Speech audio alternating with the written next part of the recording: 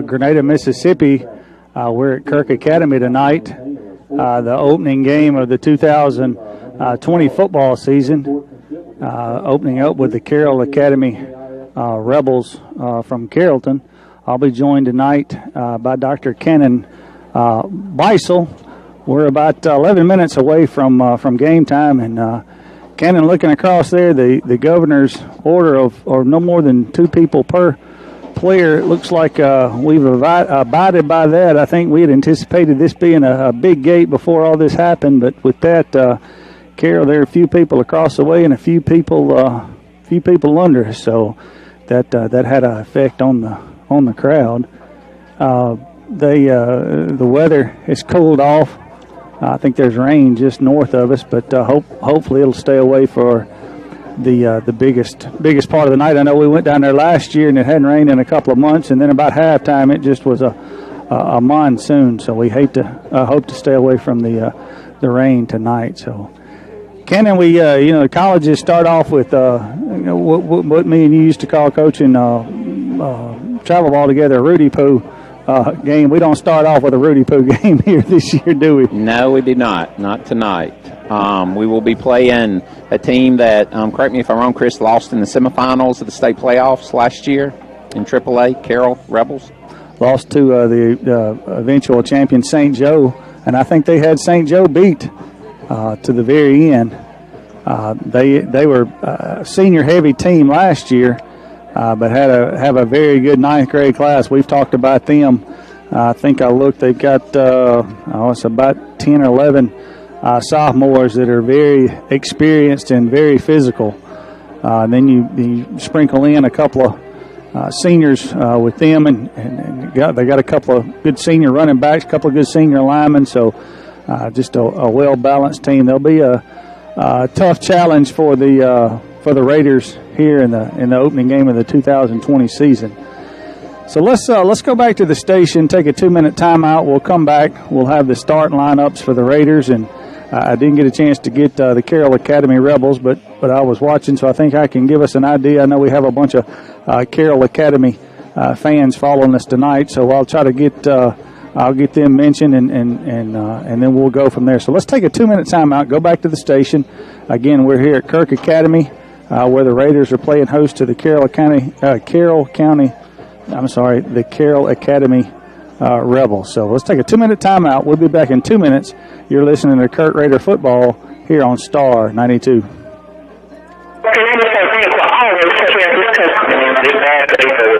right. Okay. Y'all sound good. Okay. Except my stumbling and fumbling.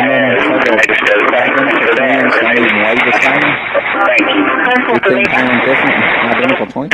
I truly read my job. One of them gets sick. Surely they should be the same. They probably work out the same. Genetically. This is how they serve breakfast with the Grenada Sonic. The breakfast sandwiches come on Texas toast or a brioche bun. That being said, one time there were 2 identical twins, long distance runners up in Connecticut, like national class, like, top 5 in the country. Twins, and they had raced head 32 times. One twin had beaten them 31 of the 32 times. And it was like, wait, y'all train alike, you're genetically alike, and yet one twin, a lot of people were there. He's just mentally tougher and it doesn't have nothing to do with it. How one could beat that one 31 out of 32 times. Come check them out. Zurich Fit Finance for 72 months on 2020 FOCPX on TV or $5,000 MSRP. 2020 Ford C-Jet for 0% for 72 months, along with a $1,000 half rebate. Come see me, we'll get you a good deal. Yeah, I tried to leave the tickets at my house for them to come out and get it. And of course, they're like, no, we'll just come there and get them from you. I'm going to be busy on the radio. Annual sports and DOT physical, lab testing, diabetes management, and women's health care, and friends like that. Their mission is to provide the absolute best personalized, high-quality. What's the word on Ethan? With the common focus and the care. Corn. ACL. Oh, ACL. Wow. Grenada. Good. Raider football on Star 92. Welcome back to Kirk Academy. We're about 6 minutes away from game time. Both teams are coming on the field. So real quickly, I don't want to rush through this, but I know we're about 3 minutes away from the national anthem. So I'm going to turn it over to Cannon to give us the start lineup for the Raiders on offense and defense. All right, starting lineup for the Kirk Raiders tonight on the offense. First for the offense on our offensive line, we'll have senior Graham Seibel at center. We will have juniors Rodney Deffenbaugh at right guard and Trey Cashaw at left guard. Correction, Trey Cashaw at right guard and Rodney Deffenbaugh at left guard. And then at tackles, we will have two juniors, Hartley Dykes at the left tackle and Matt McKay at the right tackle. All right, in the backfield for us, quarterback junior Colbert Hathcock. We'll have tailback senior Parker Goodson and fullback junior Walker Staten. And then at receivers starting will be number 1 junior Montgomery Ferguson, number 21 junior Richard Flaught, and sophomore number 13 Taylor Leverett. And that will be our starting offensive lineup. All right. Yeah, go ahead. Give us the start defensive lineup. For the defensive lineup, real quickly, on the defensive line, we will have defensive tackles, juniors Matt McKay and Rodney Deffenbaugh. At defensive end, we will have senior Graham Seibel and junior Peyton Mitchell. Outside linebacker will be senior Luke Beisel. The two inside linebackers will be Mason Byers and Trip Taylor, both juniors. And then the other outside linebacker will be senior Alan Bloodworth. In the defensive secondary at cornerbacks, we will have juniors Montgomery Ferguson and Will Hartley, and free safety will be junior Richard Flaught, and that will be our defensive starting lineup. All right, let's see. We have had the toss, and it looks like Carroll has won the toss, and they deferred. Chris, would you like to give us an update? I did on injuries. No, that wouldn't have been right. He said we deferred and we're going to kick. That wouldn't be. I hope that was wrong. I hope he signaled that wrong because he gave it to Carroll and Carroll deferred and he gave the we're kicking signal.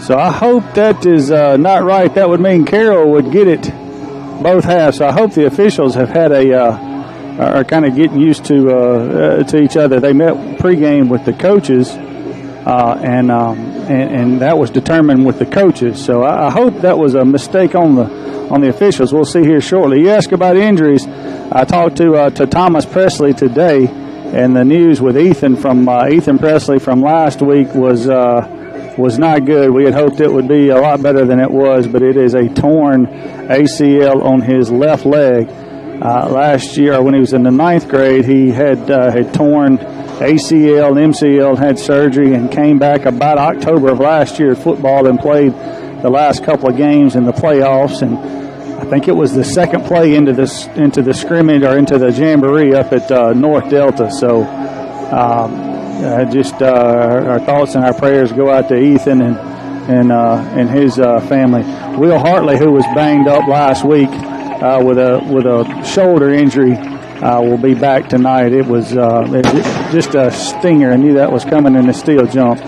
Just a stinger. So Will is starting in the secondary. I see Channel 6 News from Greenville is here. They said this was the game of the week. So as the teams are lining up on the sideline, let's go back to the station. Let's take a 3-minute timeout.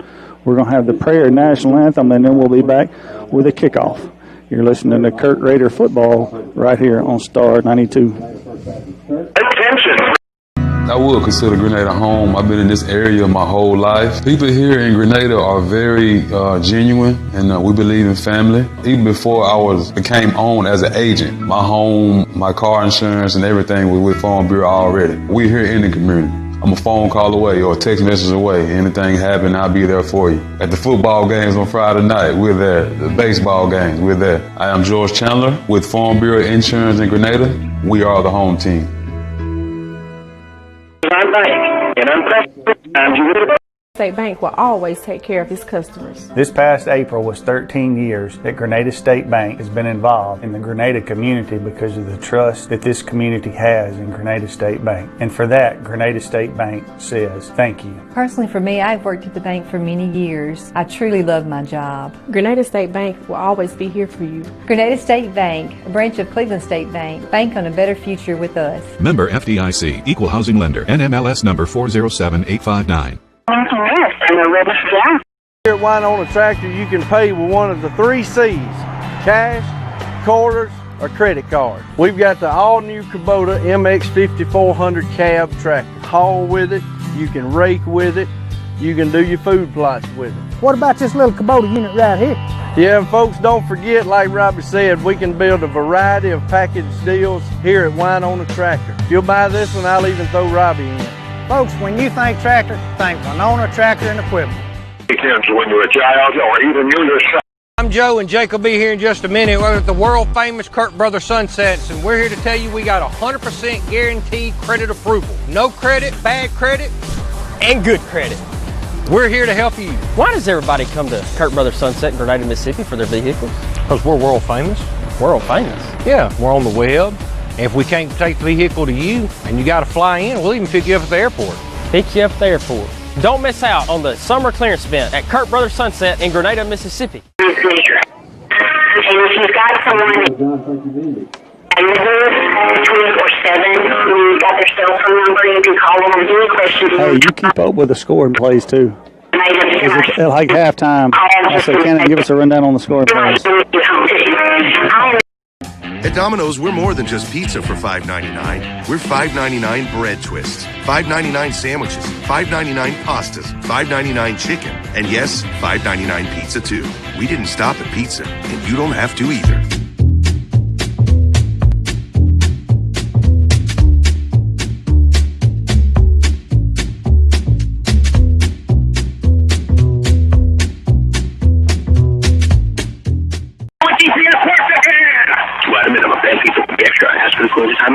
Participation goes to area and charges may vary. You're listening to Greater Football on Skymax 2. Welcome back. We're going to get here just in time for kickoff. Graham Seibel will be kicking. Maddox Carpenter back deep for the Rebels, and Hunter Bracken going to come forward, going to kick it. Going to be taken about the 30, 35, 40, still on his feet about the 44.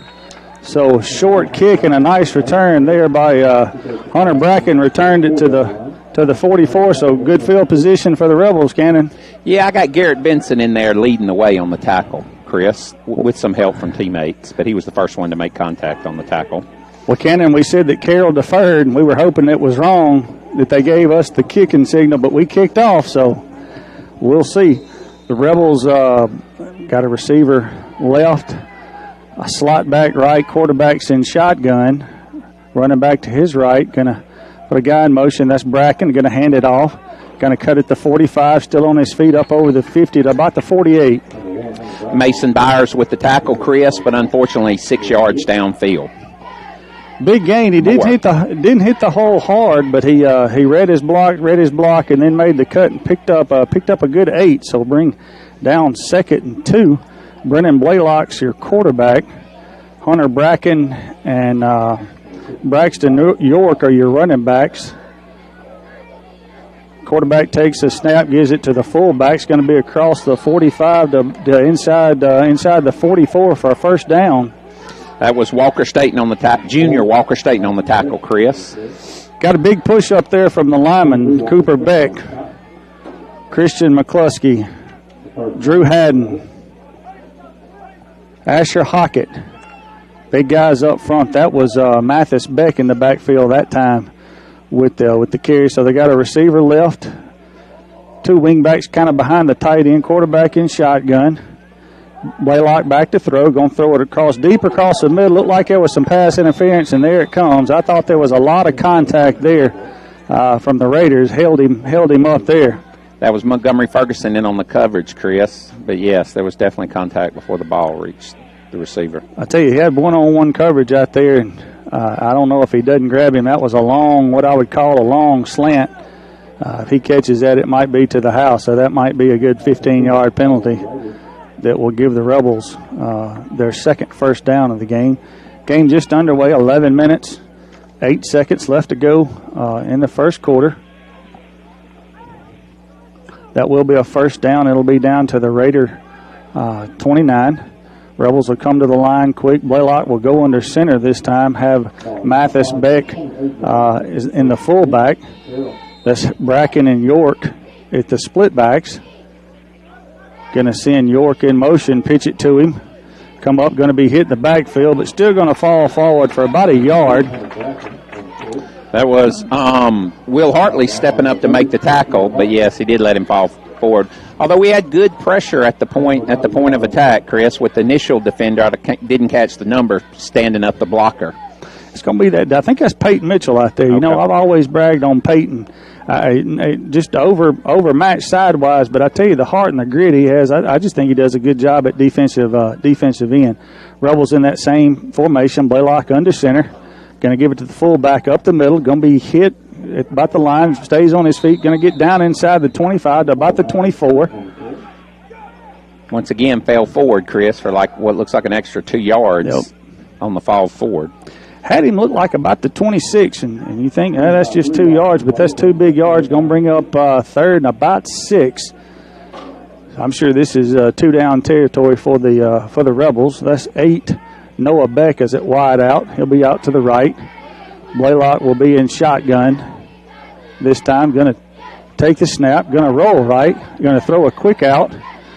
We had him tackled. He fumbled the ball. There's a flag down. The Rebels got back on it. I think he meant to throw the beanbag, and he threw the flag. But still, he picked up 2 yards. Nice. I tell you, had him wrapped up, but he got away. If he hadn't fumbled it, I believe it would have been a touchdown, Cannon. It might have been, you're right. But during part of the wrap-up, he was grabbing the arm that was holding the football, so he did actually force the fumble on the wrap-up tackle, to Montgomery Ferguson's credit. Be 4th down and 3. They'll send Noah Beck to the left. Blaylock will go under center with Mathis Beck behind him. And we're going to have a timeout called by Carroll. So with timeout, let's go back to the station for a 1-minute timeout. With 9 minutes, 16 seconds left to go in the first quarter, we are scoreless. I tell you what, let's take a 30-second timeout. 30-second timeout. We'll be back here at Star 92. Jessica, what kind of good interest rate we have going on? Oh, we have some serious 0% for 72 months right here at Kirk Auto. Mo Kirk here at Kirk Auto Company. We got some new great deals. Come check them out. Get 0% financing for 72 months on 2020 F-150 XLTs or $5,000 off MSRP. 2020 Ford Fusion for 0% for 72 months, along with a $1,000 cash rebate. Come see me and we'll get you a good deal. Kirk Auto Company in Grenada. Kirk can. I'm in the chest with the helmet. Health Clinic of Grenada is a full-service family practice offering primary care, well child exams, annual sports and DOT physicals, full lab testing, diabetes management, and women's health care in a friendly, relaxed atmosphere. Their mission is to provide the absolute best, personalized, high-quality medical treatment with the primary focus being preventative care. Family Health Clinic, Jennifer Lee Goss and Shelley Smith, Sunset Drive, Grenada. Fullback's going to be hit at the line of scrimmage and going to be stopped. Going to be stopped at the 22, so the Raiders will take over. They get a stand there. Tell you, Carroll was just going to run it right at us. That was Matt McKay with the first hit, and then, of course, several other Raiders jumped in to actually knock him backwards for a loss. Nice stand there by the Raiders, so we'll go offense for the first time this year. I failed to mention, we talked injuries before the ball game. Jack Boone has been in a boot for a week and a half, 2 weeks, and I see he's not in the boot on the sideline, and dressed out. So Raiders will come to the line, one receiver right, 2 left. Goodson's in the backfield. Hathcock's in shotgun. Going to give it to Goodson. Goodson bounces up over the 25 to about the 26. You would have liked to seen him hit the hole a little bit quicker, but picked up 4 yards. You're right. A nice 4-yard gain for what looked like was dancing up in what wasn't much of a hole, but right. he did squeeze through for 4 yards, Chris. Right. Montgomery Ferguson is a wide out. to the left. He's wide out. That's going to be Richard Flaught and Taylor Leverett are the two to the right. Hathcock's in shotgun, going to give it to Goodson up the middle. Pretty good hold there. There's going to be a flag down. I don't know. That's got to be that not enough men on the line of scrimmage is what I'm going to assume. Chris, sorry to interrupt. Our receiver was shifting, although it looked like he was shifting sideways, which should be legal, but maybe he shifted back off the line of scrimmage when he should have been on the line of scrimmage. That's where the flag was thrown in the area by that referee that was standing there by our receiver shifting. Well, if he was shifting and he was on the line of scrimmage, he couldn't be moving. If he's on the line, if he was off the line of scrimmage, he could have been moving. So it is illegal motion against the Raiders. So I'm going to think it looks like they're going to decline it. But I tell you, we picked up. I guess we didn't pick up but a yard. So it's going to be 3rd and 5 for the Raiders at their own 27. We're going to send 2 receivers right. That is Boone in the game. Hathcock's going to roll right. Going to get outside. Going to throw it. I tell you what, that looks like that was a nice catch there by somebody, but they're going to say it hit the ground. Just short there to 21, Richard Flaught. You're right, Chris. I was fooled and thought he actually caught it, but the referee was only 2 steps away. Right. With a good look. So that's going to bring up 4th and 5.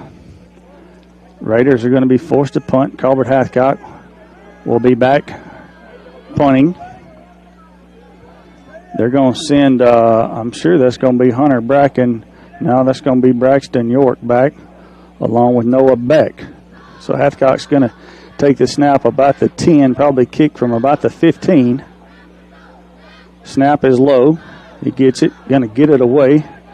Going to hit about the 30, about the 40. Going to roll to the 45. Going to be they missed the block down the sideline, up in the Raider territory, all the way down to about the Raider 42. I tell you, it had a nice sideways roll. Didn't think he was going to pick it up, and we just didn't get back and cover that time. And that's going to be York's going to take it back about 26 yard return. So the Rebels are going to take over at the Raider 44. So unfortunately, Chris, they actually attempted to block us in the back, and the blocking back missed the block in the back when he attempted it, so no penalty.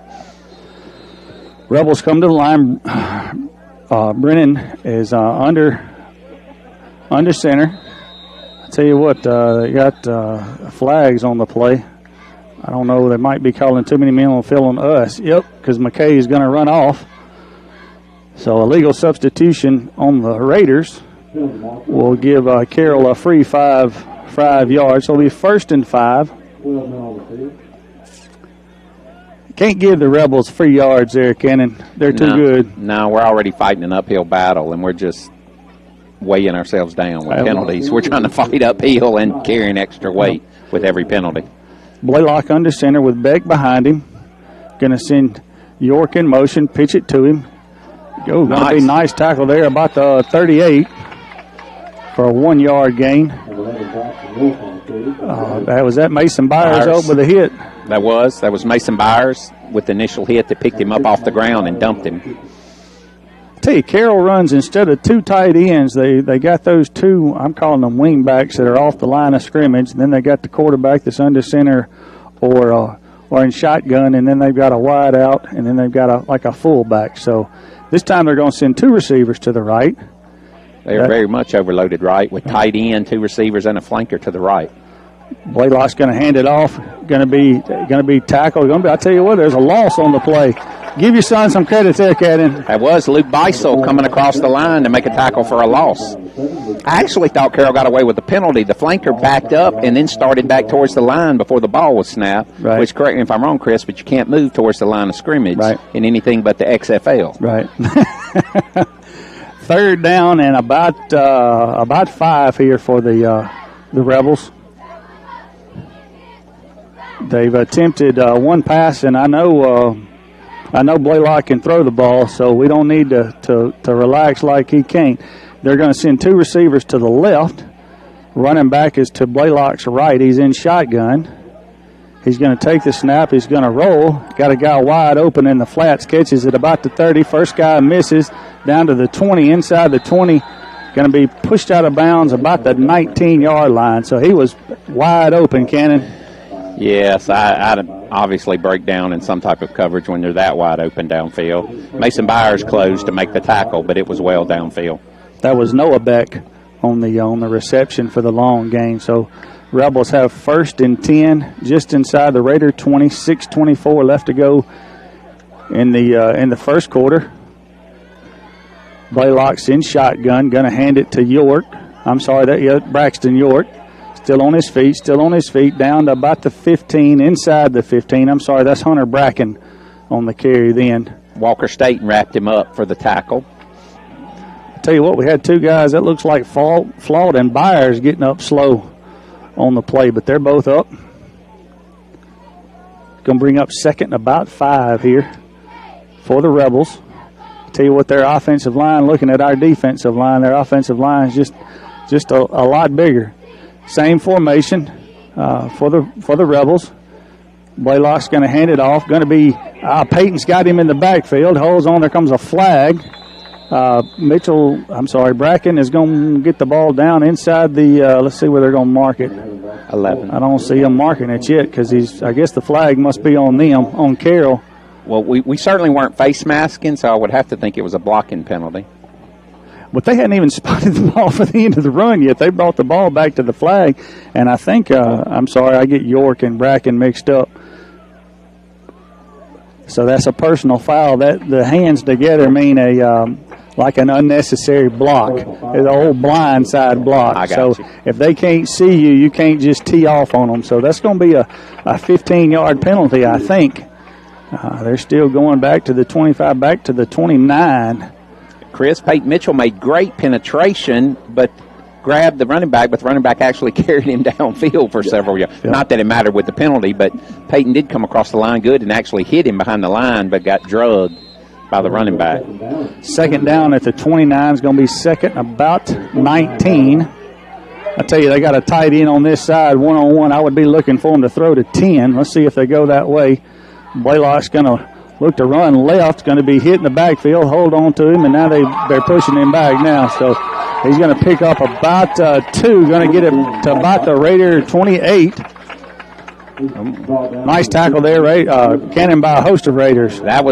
They slowed him up. I'm not sure the wisdom of running the simple quarterback run on 2nd and long, but it went nowhere, and then a host of Raiders all hit him and drove him backwards at the same time.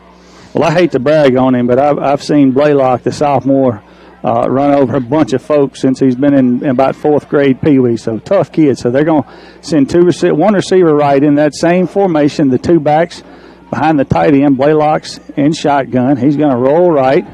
Going to pump fake to throw short, go deep. Got a guy wide open. Is going to be caught at the 10, 5. Let's see if they give him the touchdown.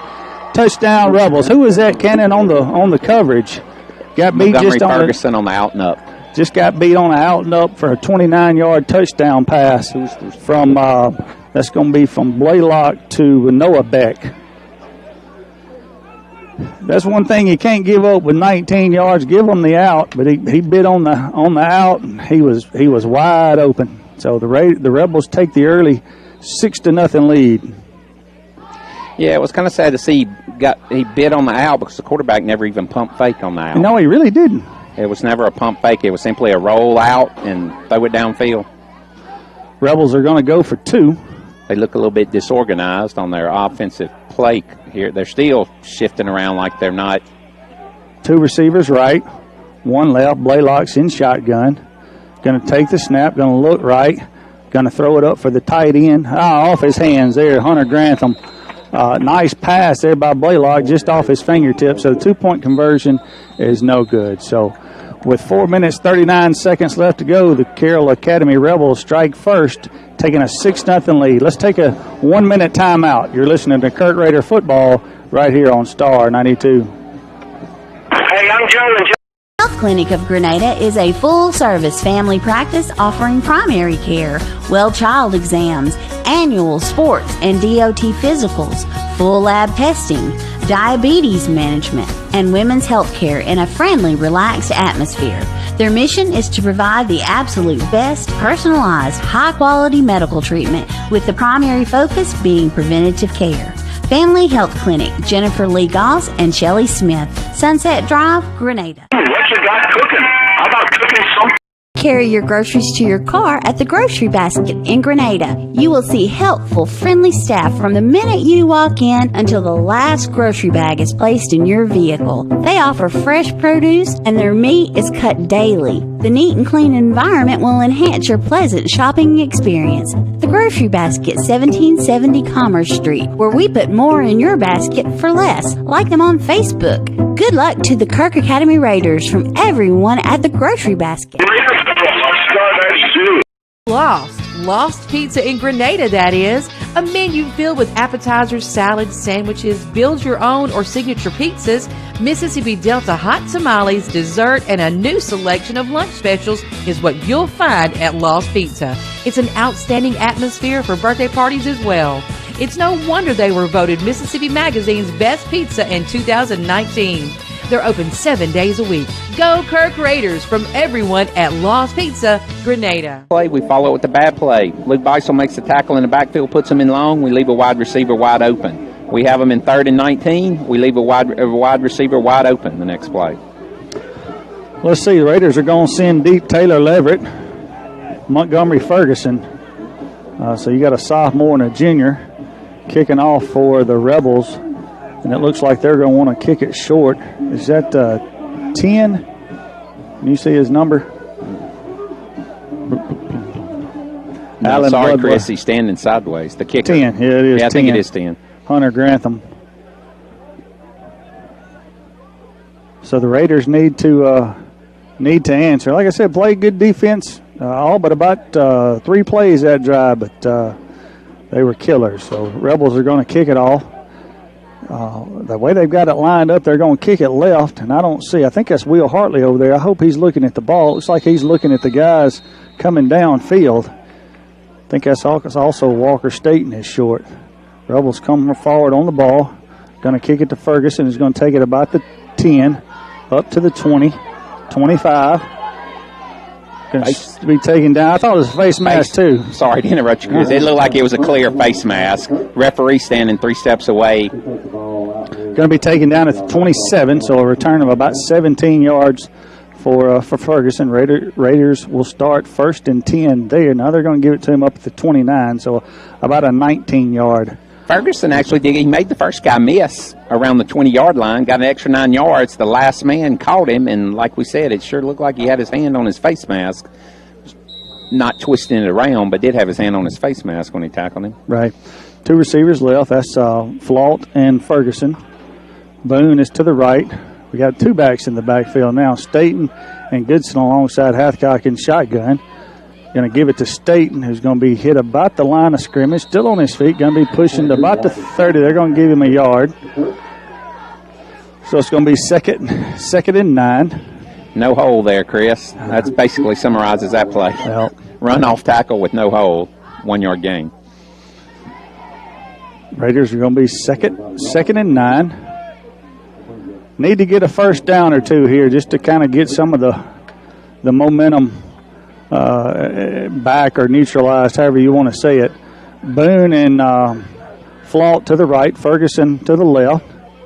Going to hand it off to that's Goodson. Going to be hit about the line of scrimmage, so bring up 3rd and 9. Chris, for our listeners at home, basically this different formation but same play. Run right tackle, no hole, no gain. Taylor Leverett's going to come in, take out Walker Staten's going to get a breather, so possession play here for the Raiders.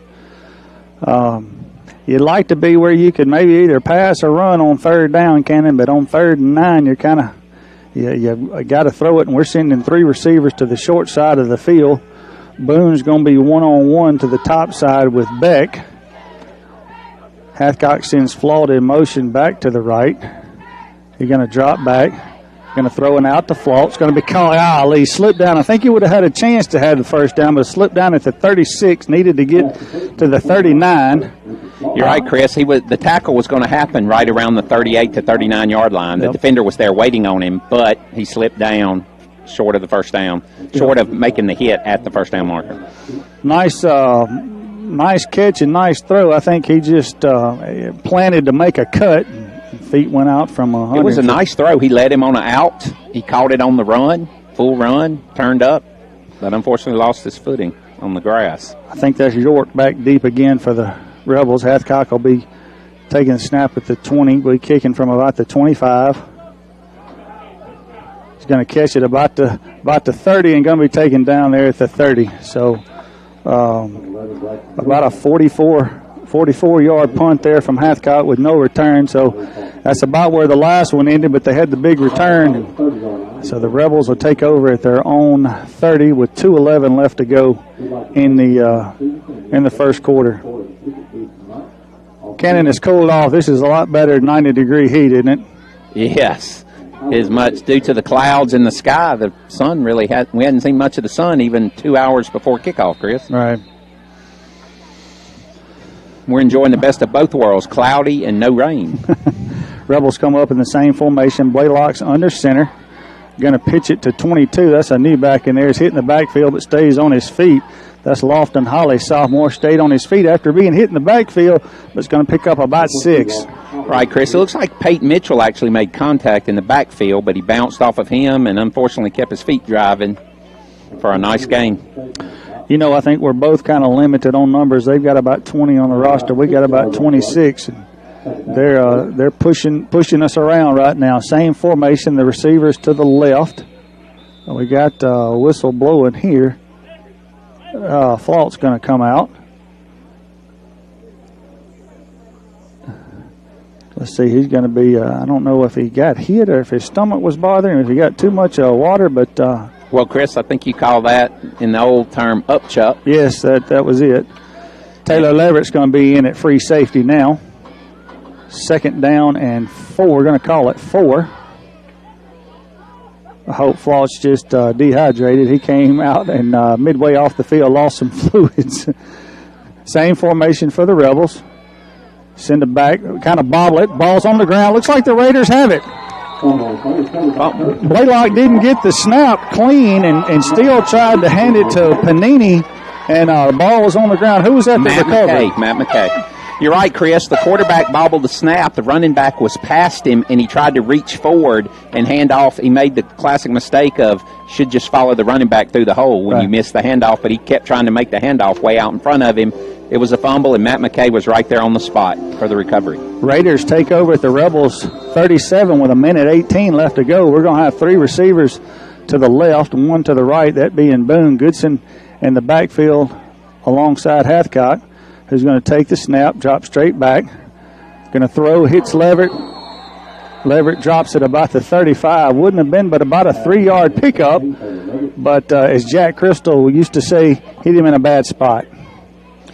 You're right, Chris. It was maybe slightly high, but it was certainly catchable. It hit him in the hands. For a small gain, even if you catch it, they closed rapidly on him. But at this point, even a 3-yard gain would have been a nice positive.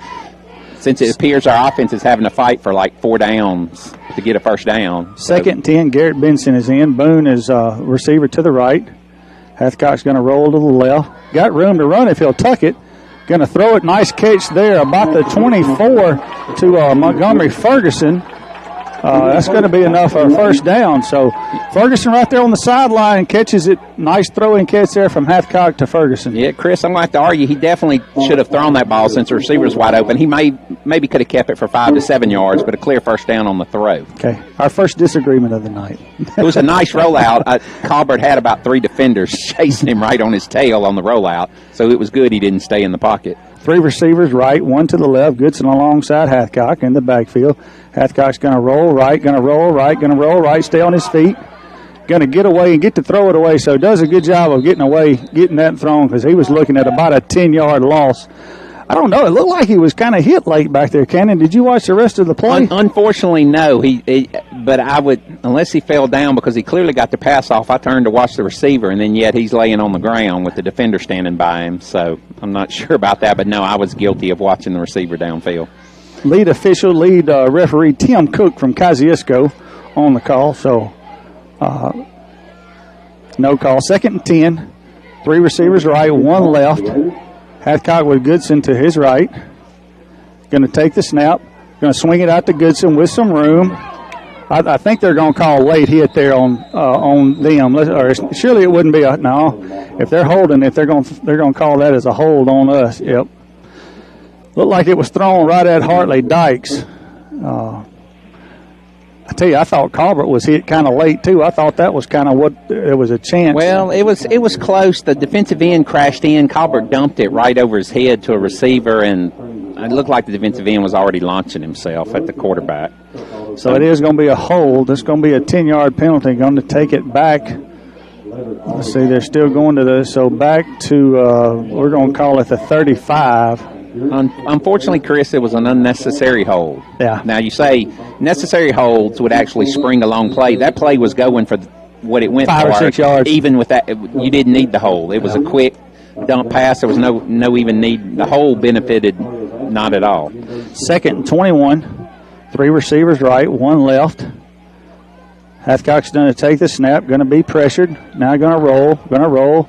Now going to throw it to Flaw, who I thought had a chance. Maybe if he was able to stop and come back, would have had a chance. But he was still going. But Hathcock was pressured to his right, so going to bring up 3rd and about 22 with 9 seconds left to go in the first quarter. They are pressuring us pretty heavily off the ends on passing plays, Chris. So we actually have to roll out at this time. It doesn't appear we can stay in the pocket. I tell you, if we were shorter, you could roll him right and kind of slip it to Goodson on like a draw. As much pressure if they're getting from the outside, you would think you could take that guy and he'd run himself out of the play. But going to bring up 3rd and 22. See if Carroll just brings the house this time. Well, three receivers right, 1 left. We are in 2-down territory, so if we can just get a 10-yard gain here, it would help. Hathcock's going to be hitting the backfield and going to be taken down. It's going to be dropped back about the 40. He stepped up in the pocket, but then the pocket collapsed quickly. Yes, the defensive ends were just back there before he could plant his foot. Just not a chance. So that's the end of the first quarter. We're going to end the first quarter. The Rebels have a 6-0 lead. Let's take a 1-minute timeout. You're listening to Kirk Raider Football here on Star 92. Your money moving? Zelle is a fast, safe, and easy way to send money in minutes to friends, family, and others you trust, and it's now available in the Guarantee Bank mobile app. Enroll today and get your money moving. Guarantee Bank together with Zelle. Transactions typically occur in minutes when the recipient's email address or U.S. mobile number is already enrolled with Zelle. Mobile carrier fees may apply. Available to United States bank account holders only. Terms and conditions apply. The Zelle service is property of Early Warning Services, LLC, FDIC. Your money moving? Zelle is a fast, safe, and easy way to send money in minutes to friends, family, and others you trust, and it's now available in the Guarantee Bank mobile app. Enroll today and get your money moving. Guarantee Bank together with Zelle. Transactions typically occur in minutes when the recipient's email address or U.S. mobile number is already enrolled with Zelle. Mobile carrier fees may apply. Available to United States bank account holders only. Terms and conditions apply. The Zelle service is property of Early Warning Services, LLC, FDIC.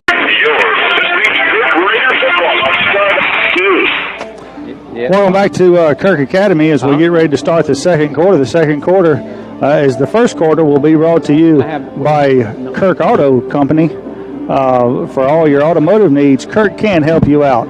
Visit driverkirk.com today for all your needs. So the Raiders started at the Carroll 37 and end at the Carroll 40. So it looks like Hathcock's going to be back to punt. Bracken is deep again for the Rebels. So, Cannon, we went backwards that time. Well, like in my earlier analogy, I told you we're fighting an uphill battle, and with these penalties, we just keep seeming to throw weight on our shoulders while we're trying to march uphill. I tell you, I know our 40-second clocks aren't working, and now we got the clock ready. So Hathcock's will be kicking. They'll be taking the snap from about his own 46. Will probably kick from about midfield. As I said, Bracken is back deep for the Rebels. They didn't rush last time. Doesn't look like they're really rushing this time either. Good snap. I tell you, they're gonna hit at the 20. 15, going to roll down to about the 13. I tell you what, Beck came in there late and almost got it called, but almost took too much time. It's going to roll out About the 13. So, well, I'm not sure he took so much time. They rushed one person, and we didn't bother picking him up, even slowing up the one person they had rushing. So you're right. He barely got the punt off. As I've got a second, let's see if I can give us some first quarter stats. Total offense. Carroll ran 14 plays, 78 yards. The Raiders run 11 plays, 22 yards. I'll give some more numbers as I can here.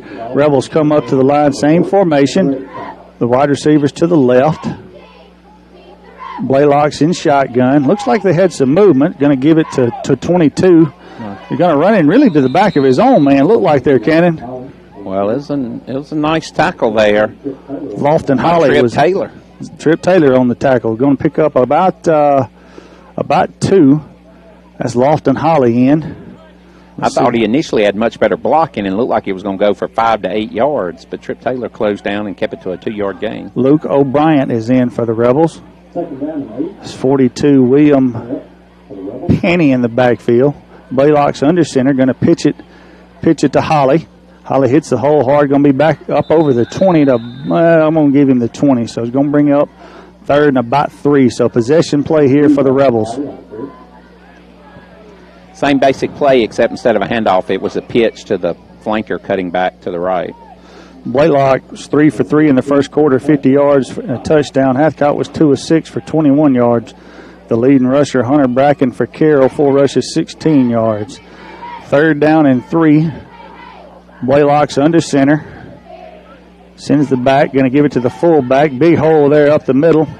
That's William Penny there up over the 30 to about the 32, Cannon. Yeah, Mason Byers made the tackle, but well downfield. He simply broke contain at the line, and he had a big gain. Big hole there created by those big linemen from Carroll. That's McCluskey, Haddon, Brower, Beck, and Haddon. So give those guys credit there. Holly's still in. It looks like 7. Maddox Carpenter's in. Blaylock's under center. Going to sweep it. Look like got good penetration there by, who is that? Is that Trip Taylor again? Trip Taylor. Trip Taylor, great. He saw the play coming at him, and instead of waiting on it, he charged into the backfield, met the running back for maybe a 1-foot loss. Yep. So it's going to be second and a long 10. So that's two good plays by Trip Taylor on this series, at least. But Cannon, I know those running backs, he's getting low, but we talked about last night in the junior high jamboree, we're tackling high. We're grabbing shoulder pads and pulling back. Same formation, the receivers to the left. Blaylock is in shotgun. Sends a back in motion. Going to be a hole there. Pretty good pickup of 3-4 yards there for, I think that was Carpenter again. Yeah, Chris, it was a high snap, but unfortunately Blaylock handled the high snap and got the handoff. I stand corrected. I think that was Holly. So you're having Holly and Carpenter give Bracken and York breathers. Key play here, Chris. Yep. 3rd and 8. That's Mathis Beck is in at fullback. Noah Beck that caught the touchdown as the receiver to the left. Looked like we had some guys moving. Blaylock's going to roll right. Going to throw, I tell you, nice catch there. There's a flag. Let's see if that's going to be offensive pass interference or defensive pass interference. That's Beck with the catch in Raider territory down to about the 47. That was a tough catch. Yeah, it was. Looks like they're calling defensive pass interference. Yep. Quarterback had all day to throw, Chris. He did. No pressure. Pass interference on the Raiders. Didn't see who that was in coverage that time, but nice throw and catch there. Even if it had been incompleted, though, it's still the penalty would have been for the first down. So the Rebels take it to the Raider 46. 9 minutes left to go in the second quarter. Carroll leads 6-0. Chris, so far what I'm seeing is Carroll likes to run the ball, and then when we put pressure on them in long, they simply throw it for first downs. Blaylock's under center. Send it back in motion. Was going to fake it. Looked like he wanted to pitch it. Now there is just taken down by a whole slew of Rebels back. Matt McKay made the first defensive stop. Reached through, grabbed him, and started pushing back, and then the host of Raiders kept on pushing him back. Looked like he wanted to run an option. His helmet comes off, so there wasn't a penalty, so I think he's going to have to come out for a play, being Blaylock. looked like he faked it to the fullback and was going to run an option. So let's see who'll give Blaylock a playoff here. Well, I think a smart defense looks, even though 2nd and long, looks for a running play here with the backup quarterback in the game. You would Chris. think. Let's see who it's going to be. That's going to be 11. I think that's York in at quarterback in shotgun. Takes the high snap. He's just going to follow, going to kick out. Now he's got a hole. Going to be hit about the 46, 47-yard line. That was York on the carry. You're right. The other telltale mark was their quarterback had on gloves on both hands, non-quarterback gloves on both hands. Took a high snap and just followed, kind of faked it to the back coming in front of him, just followed him and found a hole for about 6. So it's going to bring up, or about 5, going to bring up 3rd and 11. 7:40 left to go in the second quarter. Rebels lead Kirk 6-0. Chris, I think our older listeners would call that student body right. There you go. 2 receivers to the right. Looks like, let's see, 2 receivers right. Blaylock's going to roll right. Going to throw a quick out. Going to be hit as he's caught about the 40. I tell you what, they got a bad spot. I thought he caught it about the 39, and they're going to give it back to him about the 41. So wow, Chris, that was a generous spot that the defense, the Raiders received on that spot. It should have been 4th and 1, and now it looks like it's going to be 4th and 4, maybe. That's about right. So 4th and 4. 2, 4, 6, 8, 10, 11. Running somebody on late, 2, 4, 6, 8, 10, 11. Got 11 guys. They got 2 receivers. I tell you, if they throw a quick out, it's wide open. He's looking that way. He's going to run for the first down. Going to be inside the 35. So I tell you, you saw we had to pick either the receiver or the quarterback. Went in the receiver, and Blaylock turned it up and got the first down on 4th and 3. Well, Chris, that's just a direct reflection of us losing contained by our defensive line, right. So that we forced the linebacker to either guard the receiver or guard the quarterback. The linebacker made the correct decision: stay on the receiver until the quarterback crosses the line of scrimmage. But by then, his momentum was too good, and he gets the first down. That was a nice analysis. 1st and 10 at the Raider 35. Same formation. Blaylock's under center. Beck behind him. Going to give it, sweep it left. Going to come up and be hit hard there by somebody. But golly, we had him and he fell forward for 3 yards. But they're going to call him down about the 34. Another generous spot there for the Rebels. Somebody's down. Who is that down? 6. That's looks like Byers. So we're going to have a timeout. Well, we got timeout on the field. Let's take a 30-second timeout. Carroll leads Kirk 6-0. 30-second timeout. You're listening to Kirk Raider football right here on Star 92. Etc. in Grenada is where nutritious meets delicious. Stop in today and enjoy your choice of salad, sandwich, or wrap with a variety of tasty sides. And if you have a sweet tooth, try one of their delicious desserts. Try an amazing club salad or grilled chicken wrap, and they're sure you will add them to your list of favorites. You can eat in and enjoy the nice family atmosphere, or you can carry it out. Salad, Etc. Open weekdays from 10 to 6, West Monroe Street, Grenada. No, I think they were calling a heat timeout before. I think a heat timeout, water break. I don't think so. We're talking here back live. I think before they saw Byers down on the play, they were calling a heat timeout. But usually you don't do that in the middle of a drive on second down. But I tell you, Carroll, let's see, they took it at the 13, at their own 13, and have driven it to the Raider 34. Raiders had them 4th and 4, and Blaylock picked up 6 for a first down. So haven't had a lot of consistent success stopping. We'll had them 4th and 5, had them 3rd and long. We give up the touchdown, so we can't follow up a good play with another good play. Going to be back to action. Back to action here, 2nd and 8. Same formation for Carroll. That's 8. And Noah Beck is the receiver to the left. Blaylock's under center. Mason Byers is back out there. Going to pitch it and run left. Get some penetration. Missed the first tackle, but we do get him down about the line of scrimmage. But I tell you, he was still on his feet, Cannon. Well, we clearly had him 3 yards deep in the backfield dancing and missed him, and you're right. He got 1 yard. It looks like they're giving him 1 yard when we had him for a 3-yard loss. That's Hunter Bracken, 5'7", 140-pound senior. But his whole career, he's been just tough to get down. I mean, he just can't get a good lick on him. So tough running there by Bracken. Going to bring up 3rd and about 8. Blaylock's going to be in shotgun. I tell you, we're out here. We're off of Beck to the left. Blaylock's going to roll left. Going to pump their same play there. Tell you, nice defense that time from Ferguson. That actually was good pass. He got his hand was on him, but his head was looking back for the ball. So nice play there by Montgomery. You're right, Chris. I think that's how the NFL teaches you to play pass defense. Look back for the ball, but have your arm out in front, arm bar and the receiver. Right.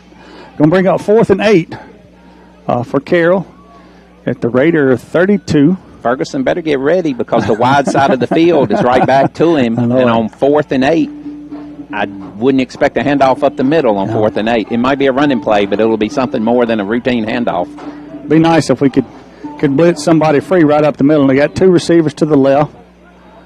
Blaylock's going to take the high snap, going to throw it quick to Levin. Nice tackle there. About the 29. Who was that, Cannon? Luke Beisel.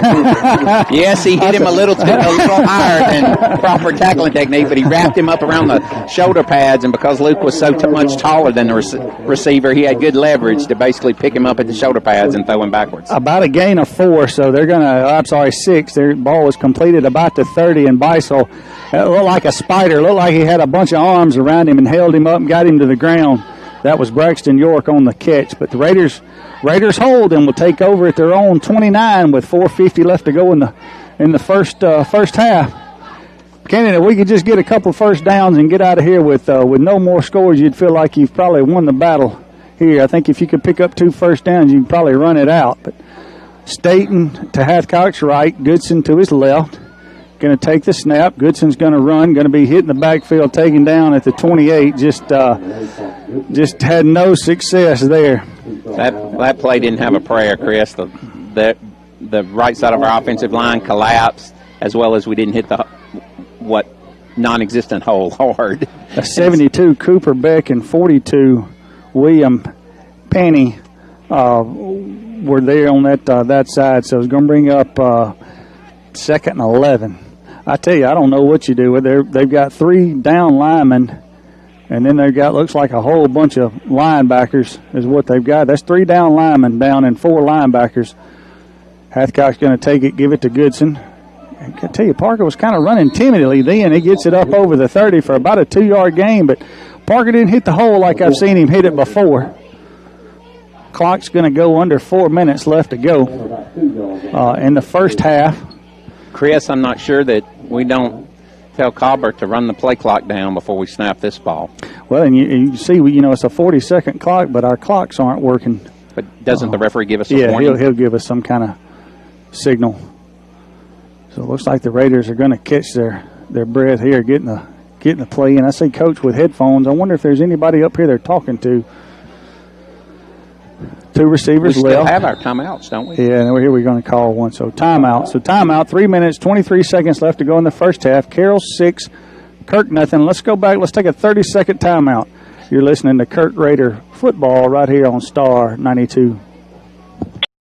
Short on cash? Call on the professional team at Family Choice Financial in Grenada when a cash need arises. Candice and her helpful team are able to assist you with auto or personal loans from $500 to $15,000 to use for repairs, vacation, or when any surprise situation arises. Stop by 1105 Sunwood Drive, Suite 5 in Grenada. Family Choice Financial, helping your budget meet your dreams and needs. As aggressive as their defensive is on 3rd and long, they've been looking for a pass play. Just some updates from around the area. In the first quarter, Bayou 7, Indianola nothing. From, I don't know if they played at Greenwood or Jackson, but JA 7, Pilla nothing. Chris, I was telling you during the break, and I'll say for our listeners, I would have liked for us, if we were going to call a timeout anyway, to get on the line and see if we could draw them off sides. On 3rd and long, Carroll likes to blitz, and we while it wouldn't have been a first down with an offside penalty, it sure would have cut the distance we needed in half. 2 receivers left. Hathcock's in shotgun. Going to fake it. Going to roll. Going to throw it. Throw it a little bit behind Walker State, and would have been close to a first down had he been able to lead him, but Hathcock just didn't have any time there. Well, they faked a handoff and was hoping to freeze the defensive end, but unfortunately on 3rd and long, the defensive end's not taking the fake up the middle. On a handoff, he was in Colbert's face. He threw behind a wide-open receiver that, you're right, if he'd have been able to lead him and catch it, I think he might have got the first down. Maddox Carpenter was in his face quick. Hathcock's going to kick from about the 20. That's York back at about the 35. He's going to take the snap and kick it from about the 20. Good snap. Got some pressure again. Cover. Going to hit about the 40. Going to get out of bounds about the 35. Back up to the 36. So... Well, Chris, it seems we don't learn. We didn't touch the one guy rushing last time, and he put pressure on our punter. And once again, they're only rushing that one the guy, left end person, and we're not touching him. And he got close to blocking that punt as well. You know, I don't know if it was anybody else out there, but if Colbert takes that and acts like he's going to punt, and that guy jumps by him, I don't know that there's anybody out there to the left. We'll have to watch that next time, see if we can put that in our pocket. Well, he'll have to be quick because all the other defenders are simply standing there. They're not rushing and they're not backing up. They're basically just standing there to watch him punt. Carroll's going to take over at their own 36. Mathis Beck is the tailback. Holly's at a receiver. 2 receivers, right? 2 left this time for Carroll.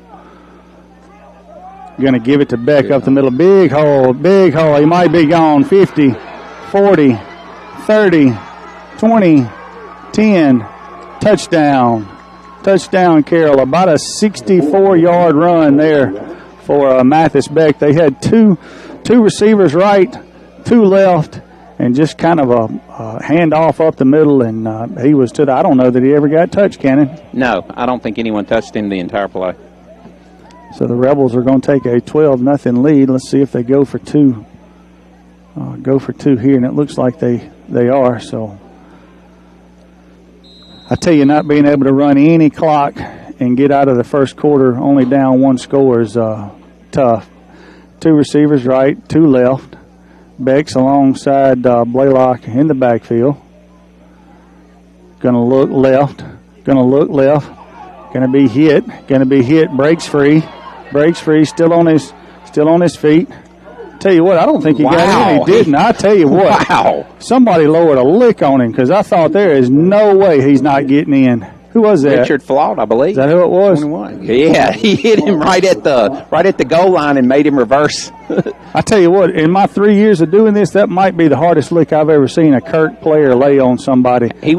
I thought there was no way that he was stopping him. You're right. It looked like he was going to hit him at the goal line from the side, and he would just go on in, and he quickly reversed field when he hit him. Well, I mean, he's coming from the other hash to the other corner, so he's coming across the field, 30 yards, fields 52 yards, 30 yards with a head of steam running at an angle for that corner, and Flawed hits him at the 1. So we're going to keep it here. 2:43 left to go in the first half. Carroll has scored a touchdown on a 64-yard run by Mathis Beck. As Jack Crystal would say, he went uncontested. So, Chris, the pressure's still going to be on our offense to move the ball this possession. I know it. Especially since Carroll still has 3 timeouts left.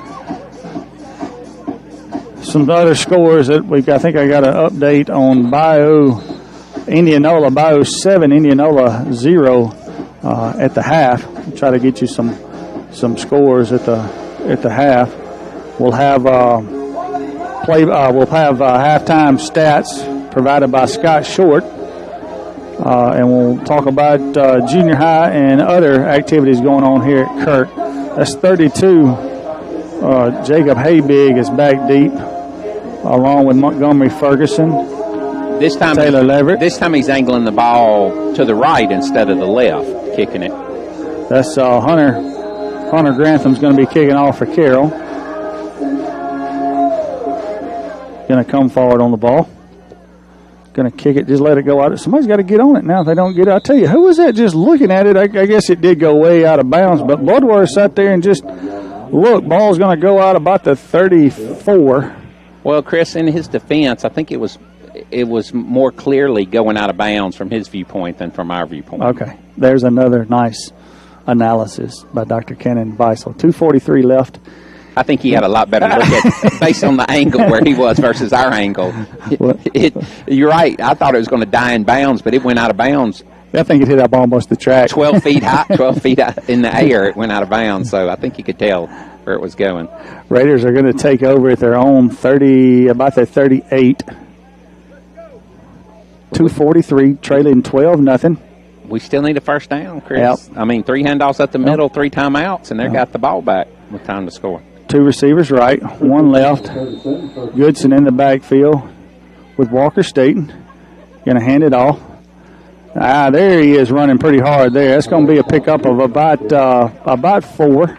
You're right, Chris. He has to run hard. They are crashing so hard from the ends. If he doesn't hit the hole hard, they catch him in the backfield. But basically, Carroll pushed back in the backfield too much upfield and allowed him to get through a hole for a 4-yard gain. Nice pickup there by Parker. Got some push on that left side.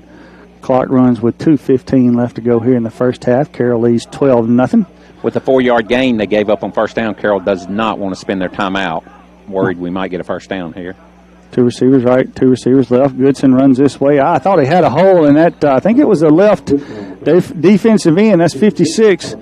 Hunter Brower cut him down after about maybe a half-yard gain. Thought we had a big hole there, though, Cannon, and just they closed it down just with their speed. They what looked like a hole for a good 4-yard gain was closed down for a no gain.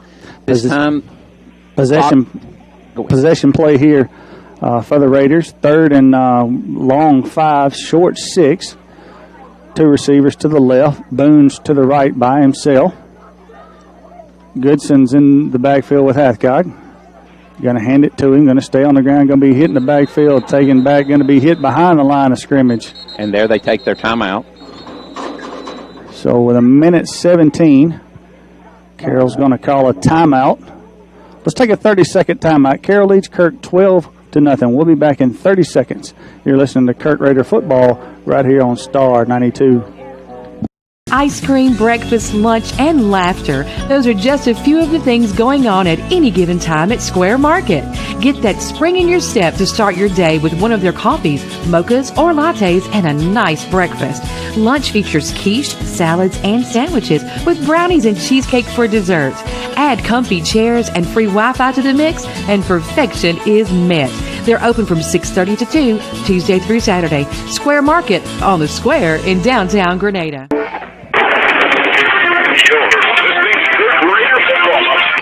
Could have been 6-0. 4th down here at the Raiders. The Raiders have the ball at their own 40. Will be forced to punt. Chris, I hope we certainly block the guy on the end so that allow Colbert to put his full foot into the punt. I know it.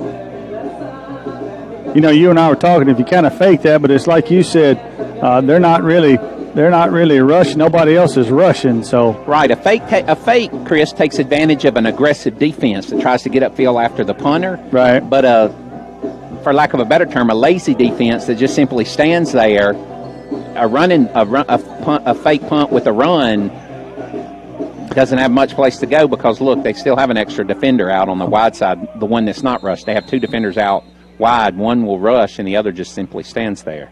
Previously, York is back deep for Carroll. Hathcock will be punting from about his own 30. Snaps low. Going to get it away. Oh, I think it hit him, didn't it? I thought it hit him. I did not see a flag. It looked like it hit him. I thought it hit him. Let's see who they're going to give it to. That's going to be Carroll ball about the 20. I thought it hit him. I did too, but they did not throw a beanie. Well, and they didn't jump like they thought. Hey, they hit it. You know, this time you hit it, they're going to run at it. They did not go after the ball, so they must have thought or realized it did not hit them. But you're right. The back came up to catch it. The blocking back ran backwards. The back came up and then stopped at the last minute and let it hit at his feet, and it almost bounced up. And you're right. We thought it hit him in the face mask when it bounced up, but apparently it did not. 1:03. Carroll's going to take over at the 22. Their own 22. 2 receivers right, 2 receivers left. Blaylock with Beck to his right. He's in shotgun. Going to throw a quick pass out there.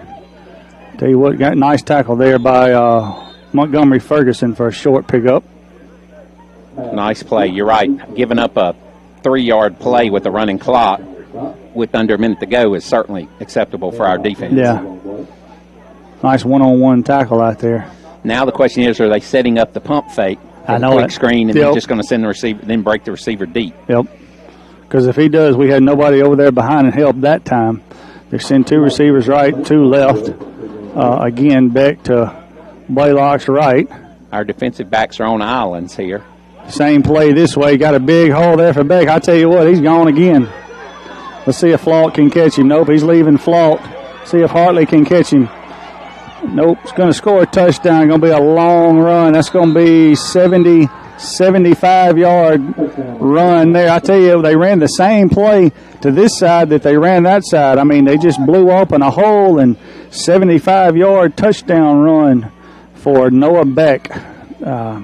I tell you, they've had 2 quick scores here in the last 4 minutes. You're right. Cannon, we had a chance. We were talking about a chance of maybe trying to run out the clock 2 possessions ago and don't do it now. They've scored 2 touchdowns to take the 18-0 lead. 2 receivers right, 2 left. Blaylock at quarterback with Beck to his right. Looks like we had somebody moving. Going to throw a quick in. It's going to be batted down by Matt McKay. So nice play there by McKay. So with 9 seconds left, Carroll takes the 18-0 lead. We're just going to keep it here because we're almost at halftime here. I tell you, make it. We just talked about it. You can't follow up one good play with another. Ferguson made the play on a quick out, held it to a 3-yard gain, but then they just a simple, what I would call that he would be the 2-back in the backfield, a 27 dive or a 27 sweep, and Cannon, I don't think he was touched that time either, was he? No, Chris. To be honest, that looked rather like a give-up play by Carroll. Well, if it goes for a long way, great. If it doesn't, we just run the clock out. And unfortunately, no one was there to put a hand on him, and he's gone. You know, I guess I don't understand. We got 2 defensive backs out here. There was good downfield blocking by their receivers. Yes, when he cut out wide, the receivers had cut in since it was a called running play. The receivers ran in and carried the defensive backs in, and then when the defensive back tried to come back out, they got blocked. It was just good downfield blocking by the 2 receivers. Grantham is going to kick off, and Cannon, we'll see after halftime. You know, Carroll deferred, and we kicked is what we were given on the signal. So I hope that is not true to take place. I hope they hadn't scored and get the ball to start the second half. You don't hardly ever see that. Chris, you certainly wouldn't like to see that after giving up 2 touchdowns in the last 4 minutes and then give them the ball again to start the third quarter. 32. That's Jacob Haybiggs back deep. Alan Bloodworth. Montgomery Ferguson. Taylor Leverett. Grantham's going to come forward on the ball. Kick it. Going to hit. Haybiggs going to take it about the 20. Going to dance around. Going to be taken down about the 20. So just didn't get a whole lot there. 1 second left, so we're going to have to run one play. Terrible clock management by the home field clock operator. Could have run out that last second, but so we'll have to take one play, hopefully one knee. Update from JA 35 Pillow, nothing. Wow. As I said, Bio was leading Indianola at half 7-0. Although, correct me if I'm wrong, Chris, didn't Pilla graduate? They graduated a whole lot. A whole lot of their players from last year's good team. Stay with us. We got the Kirk Can halftime show coming up here in just a minute. Looks like we're going to run a play here. Cannon got the Haybig in the backfield alongside Hathcock. Haybig's going to take the handoff, going to bounce around and be swallowed up about the 18. So that will end the first half. So we're here at halftime. Carroll Academy has taken an 18-0 lead over the Kirk Raiders, and it scores a little deceptive. Cannon 6-0 till about 4 minutes left to go in the first half, and Carroll with a two long runs by one of the Beck twins to open expand the lead. So we're going to take a 2-minute timeout. We'll come back, talk stats, talk how the game's gone so far, talk junior high football, Pee Wee football, and much more. So we'll take a 2-minute timeout. Again, Kirk trails Carroll at the half, 18-0. You're listening to Kirk Raider football right here on Star 92. Home feeling a bit snug for your growing family? Do you have an empty nest and are ready to downsize? Thinking of selling your home? Landmark Realty is seeking homes for sale.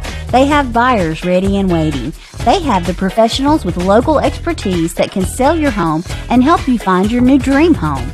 Landmark Realty, Sunset Drive, across from the post office in Grenada, 226-4454. Go Kirk Raiders from everyone at Landmark Realty. Get well. Feeling sick? Get to MediQuick. Since 1998, MediQuick Clinic has been your fastest way to get medical attention when you're sick or have a minor emergency, and no appointment is necessary. They offer primary care, physicals, wellness exams, and more. Stop by MediQuick Clinic on Sunset Drive in Grenada or call 229-0669. That's 229-0669. Good luck to the Kirk Academy Raiders from everyone at MediQuick Clinic. One on the pass. Traditional or non-traditional students in the area looking to better yourselves professionally. You'll benefit greatly right here in Grenada with an associate's degree from Holmes Community College. Excel in programs such as criminal justice, surgical technology, practical nursing, computer network technology, emergency medical, heating and air, and more. Be in the classroom or take online classes. Visit homecc.edu to find out more. Policies at Nathan Burnett State Farm Insurance. The early bird traditional breakfast favorites, barbecue from the pit like pulled pork, beef brisket, or a ribeye sandwich, your favorite sandwich from the deli, or just some nachos and snacks. It's all at Umpy's Market and Deli of Grenada. Breakfast from 6 to 10, lunch from 11 to 2, and then Umpy will hand cut you a ribeye or a filet mignon at their meat market from 2 to 6, or you can get the deli meat of your choice during that time. Umpy's Market and Deli, South Commerce Street, Grenada. Physical therapy has to go. Brought to you by Endurance Physical Therapy, located at 1105. H&W Compounding in Grenada combines high-quality products with personalized care. Every prescription dispensed is made in the lab by experienced pharmacists specializing in bioidentical hormones, dermatologic, dental, veterinary, and much more. They believe that being a local independent pharmacy means providing services to patients that are customized to meet their needs. Serving and supporting the Grenada area for over 50 years. Brewster's H&W Compounding, Grenada. First score came with 4:39 to go in the first quarter.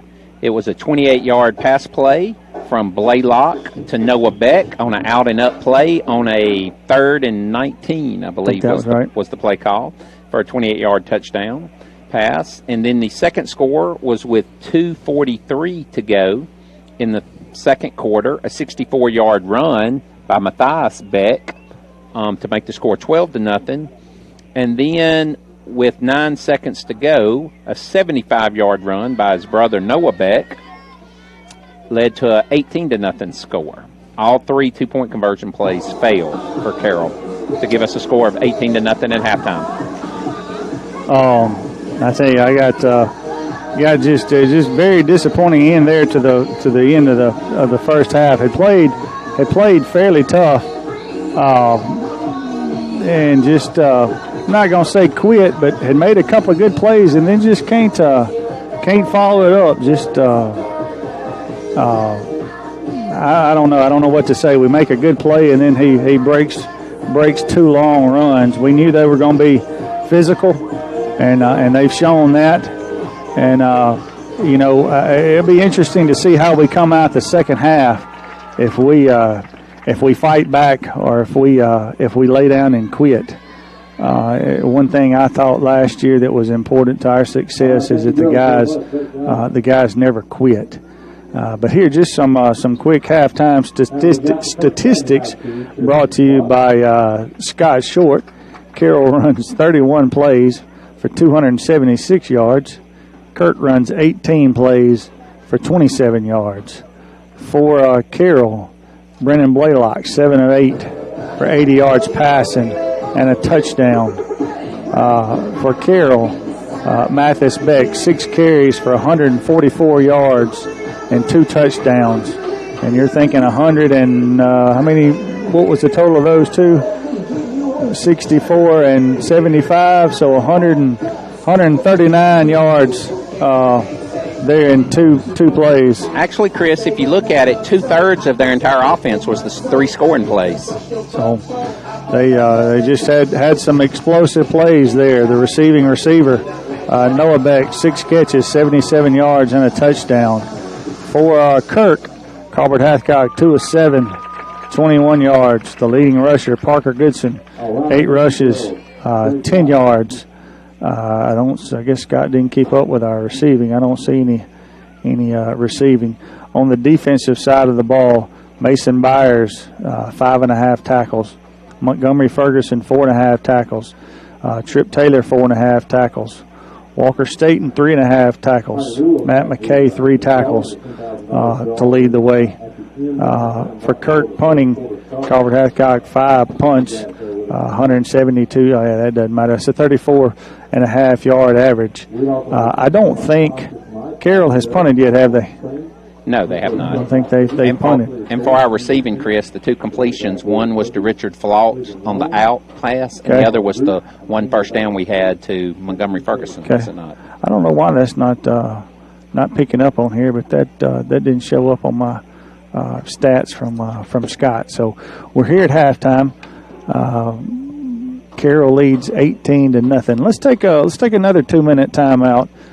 Give our sponsors some love, and we'll be back in 2 minutes with more halftime information. You're listening to Kirk Raider football right here on Star 92.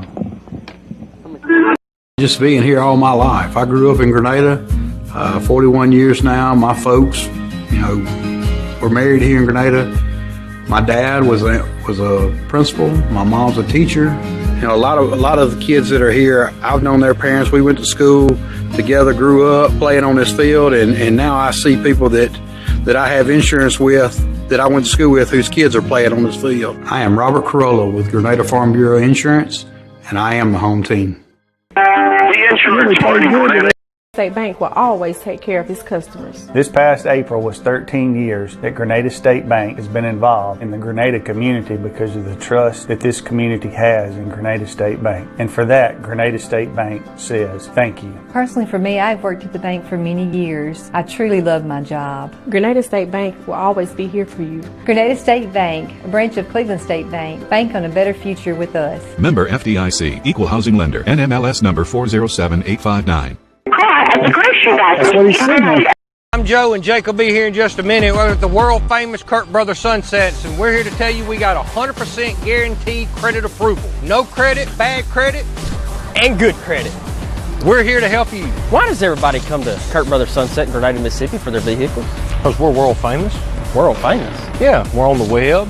And if we can't take the vehicle to you, and you got to fly in, we'll even pick you up at the airport. Pick you up at the airport. Don't miss out on the summer clearance event at Kirk Brothers Sunset in Grenada, Mississippi. Commercial banking, and they specialize in ag real estate loans and crop loans. They're authentic local service and. At Domino's, we're more than just pizza for $5.99. We're $5.99 bread twists, $5.99 sandwiches, $5.99 pastas, $5.99 chicken, and yes, $5.99 pizza too. We didn't stop at pizza, and you don't have to either.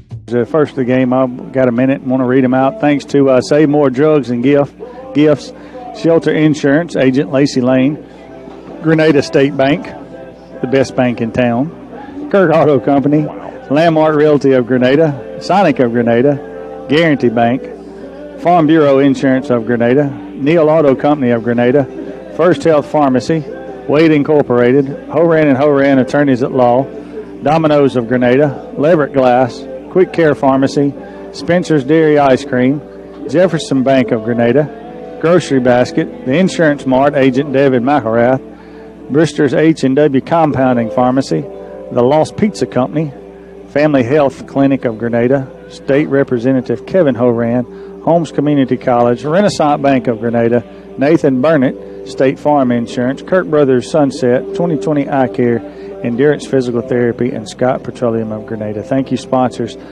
for all you do for Kirk Academy and for Kirk Academy athletics. While we have a minute, the junior high season will get started Thursday. We'll have a game here. I don't know if it's at 6 or 7.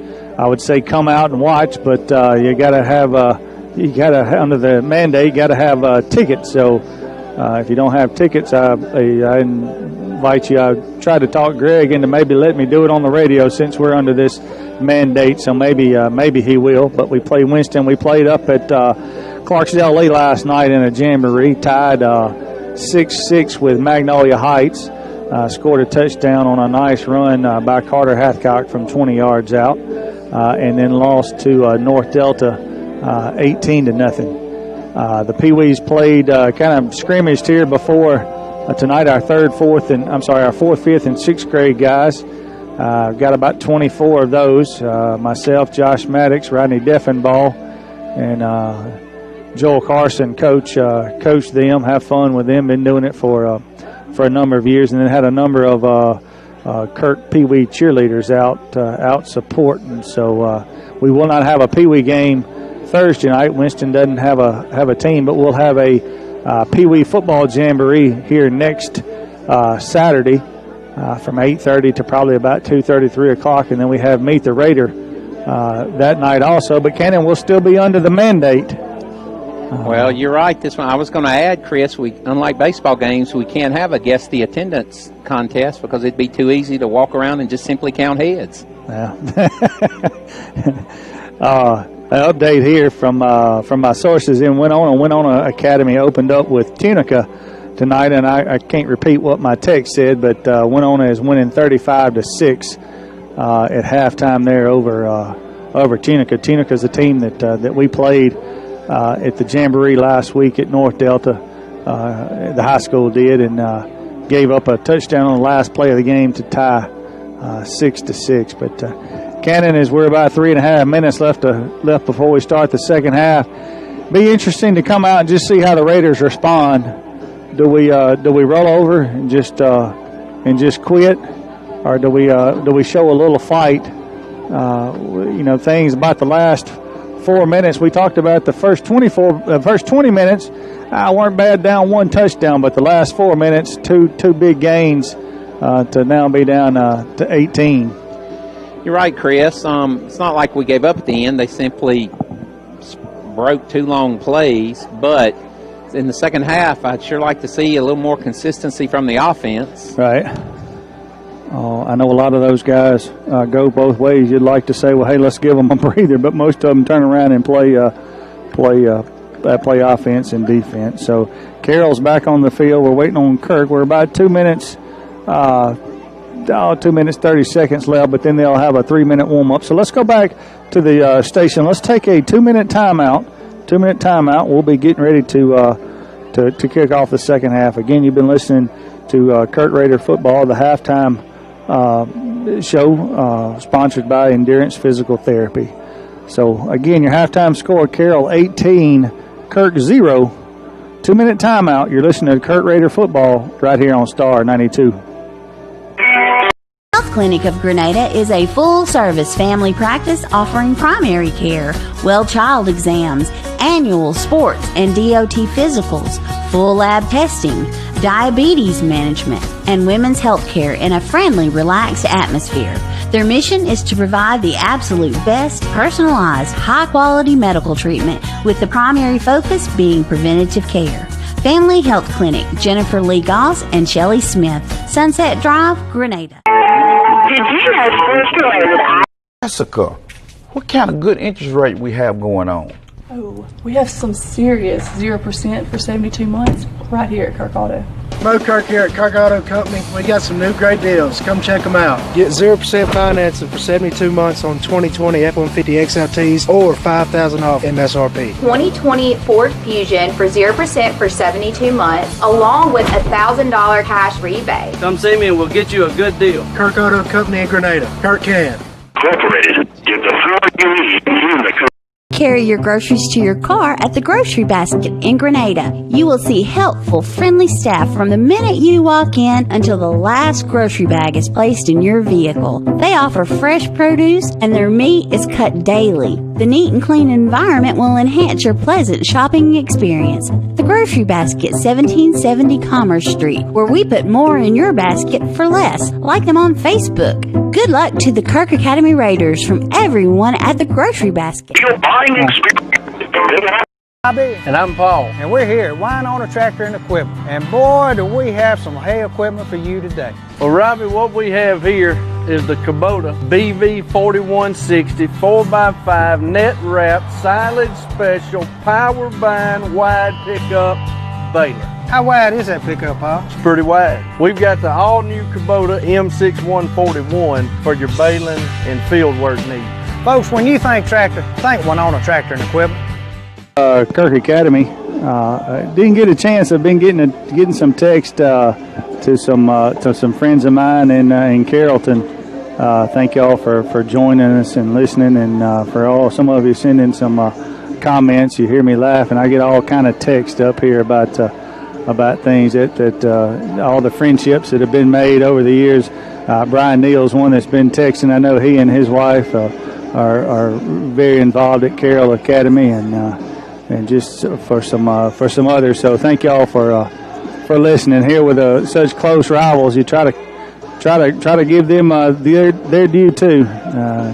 Coach Milton has done a good job at Carrollton. Been there for a number of years, and we talked about they don't have but 20. So Cannon, you talk about, well, hey, put the scrubs in, but when I'm looking through this 20-player lineup, I don't see any scrubs for them. We talked about their age. They've got they've got 1, 2, 3, 4, 5, 6, 7 seniors, but then they follow that up with a strong sophomore class. 1, 2, 3, 4, 5, 6, 7, 8 sophomores, and they've got a lot of action. And the sophomores have had their hands in all the scoring plays. The quarterback with the pass to the receiver, and then two runs. But the guys up front for Carroll are just manhandling our front, both sides, offensively and defensively. We talked about Cannon. Carroll's got 3 defensive linemen, and then I guess when we run the play, whatever side we run it, they have a linebacker crashing up. So they just hadn't been a whole lot of room for the Raiders to do much. You're right, Chris. Games are won and lost at the line of scrimmage, and right now Carroll is clearly winning. Look at the yards rushing; they're clearly winning the battle at the line of scrimmage. Let's see. You and I saw the call. Now, whether the officials messed it up or not, but we were told at halftime that we did win the toss by somebody that was on the sideline. But what the official gave us was that Carroll won the toss and deferred, and we were kicking. And let's see, is Seibel? You see Seibel out there with a T, Cannon? Because Carroll looks like they're going to be lining up to our left in a receiving. Now we're going to the receiving end. Seibel is carrying a ball with him and a T. So I hate to say it, we were right, and I don't know that I've ever seen that, but the Raiders are going to kick the first half, and the Raiders are going to kick the second half. So I know when I used to officiate, when you got that answer, hey, they want to defer, what do you want to do? And they say, we want to kick, and we always ask, you want to give them the ball? And they were like, yes. And so then you ask them that second time, and then you let them have it. So Kirk's going to be kicking off here to start the second half as well. So Graham Seibel will be kicking. Braxton York and I think that's Maddox Carpenter. I can't tell if that's 7 or 1. That's going to be 7 are back deep. So Seibel's going to kick off from the 40. Going to come forward. That's going to be Bracken's going to take it about the 30. Going to be upfield. Up over midfield to about the 40, 48, 40, 47, 48. Cannon, we had somebody come up. I call it the old Mississippi State tackle. They want to lower their shoulder and put it into them, but do nothing with their hands and their arms wrap up. He just bounced off and got another 15 yards. He is the exact wrong person to come up and put your head down, right, to hit hard. As much as he dances and has good lateral movement. Carroll's going to come to the line of that same formation. One receiver to the left. Two split backs, one to the right, one to the left. That's going to be Beck in the backfield. Blaylock's going to go under center. There's the Raider 48. He's going to give it to Bracken. He's going to make it to 45. I tell you what, that was a one-person tackle there. If he didn't make that tackle, I think he's gone. Going to be taken down about the about the 43 of the Raiders, so about a 6-yard pickup there. You're right, Chris. That was the last man got him. Or it was. Was it Luke? Was it Luke or was it Byers? It wasn't Luke. Okay. It was somebody short. Okay. Second down. We'll call it 5. Blaylock's going to go under center. Same formation for the Rebels. Going to hand it off up the middle to Beck. Beck's got a big hole, 30, 20. One man to beat. Still on his feet inside the 10 is going to be taken down about the 6. I tell you, just a little trap play. I tell you, they were running that back in the late 90s. I know they've got different coaches, but that little trap play with I guess he's in fullback position, but he hits the what I call the 2-hole, and we didn't get any push, so they're going to have it first and goal down about the 7. Right, mate. Took Mason Byers, brought him down with his last arm on him, brought him down, or else it would have been a touchdown on another big play. Beck's in the backfield, going to hand it to him again. Big hole down inside the 5, spins at the goal line, touchdown. Mathis Beck, his 3rd touchdown of the night. I tell you, they went, 3 plays, and go 48 yards. So we talked about didn't want to see the Raiders quit here, but there wasn't a lot of fire there, Cannon.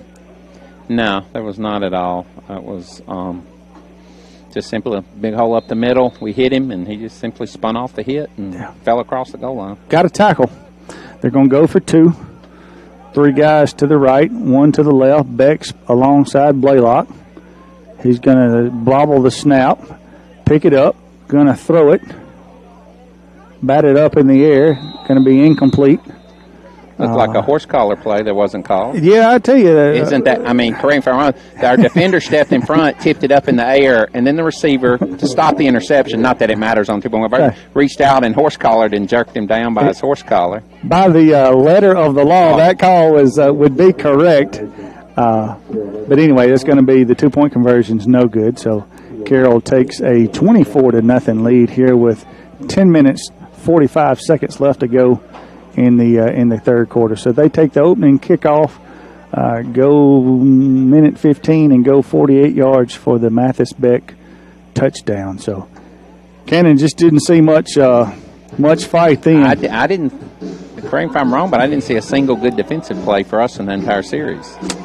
No. We stopped the 2-point conversion, but we didn't mention that was simply a terrible snap to the quarterback and put their quarterback in under pressure on the 2-point conversion. Otherwise, they handed off for large runs. And don't get this wrong. I mean, people I know last year took some things that I said and kind of ran with it in a different way. I'm not trying to be negative.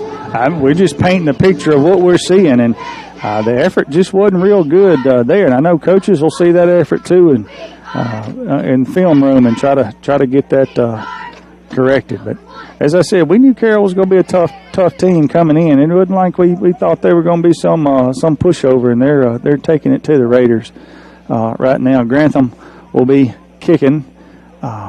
Ferguson and Leverett are back deep for the Raiders. Haybig, Bloodworth, Hartley are up. Men 2 is going to be kicked deep. Let's see, Ferguson's going to take it about the 10. Going to run into the back of Haybig to the 15, to the 20. Going to be taken down pretty hard there at the 20. Let's see who that down is there. Who's down there on the play? Is that who it is? And then we got another Raider down. So we got 2 Raiders down on the play. I think that's going to be Ferguson. This down there.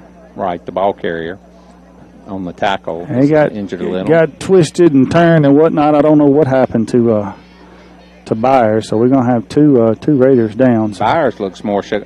Ferguson's coming up limping. He's limping off under his own power. But Byers is still down on his knees and his hands on all fours. Looks like he might be shook up a little. Could be one of those. Just took a pretty good hit from the side. Chris, just to repeat, in the first 20 minutes, Carroll scored 1 touchdown, and in the last 4 minutes of gameplay, they've scored 3 touchdowns in 4 minutes of gameplay. And we looked, and you thought maybe advantage you might have over them would be the numbers, only having 20 players. But I think Coach Milton has done a good job of I think he's played all 20 guys. Looks like I might see 1 or 2 guys over there that I'm going to anticipate by the way they look in their uniform color from here that they hadn't played. But tell you what, Byers still shaking up. Let's take a 30-second timeout here. You're listening to Kirk Raider football here on Star 92.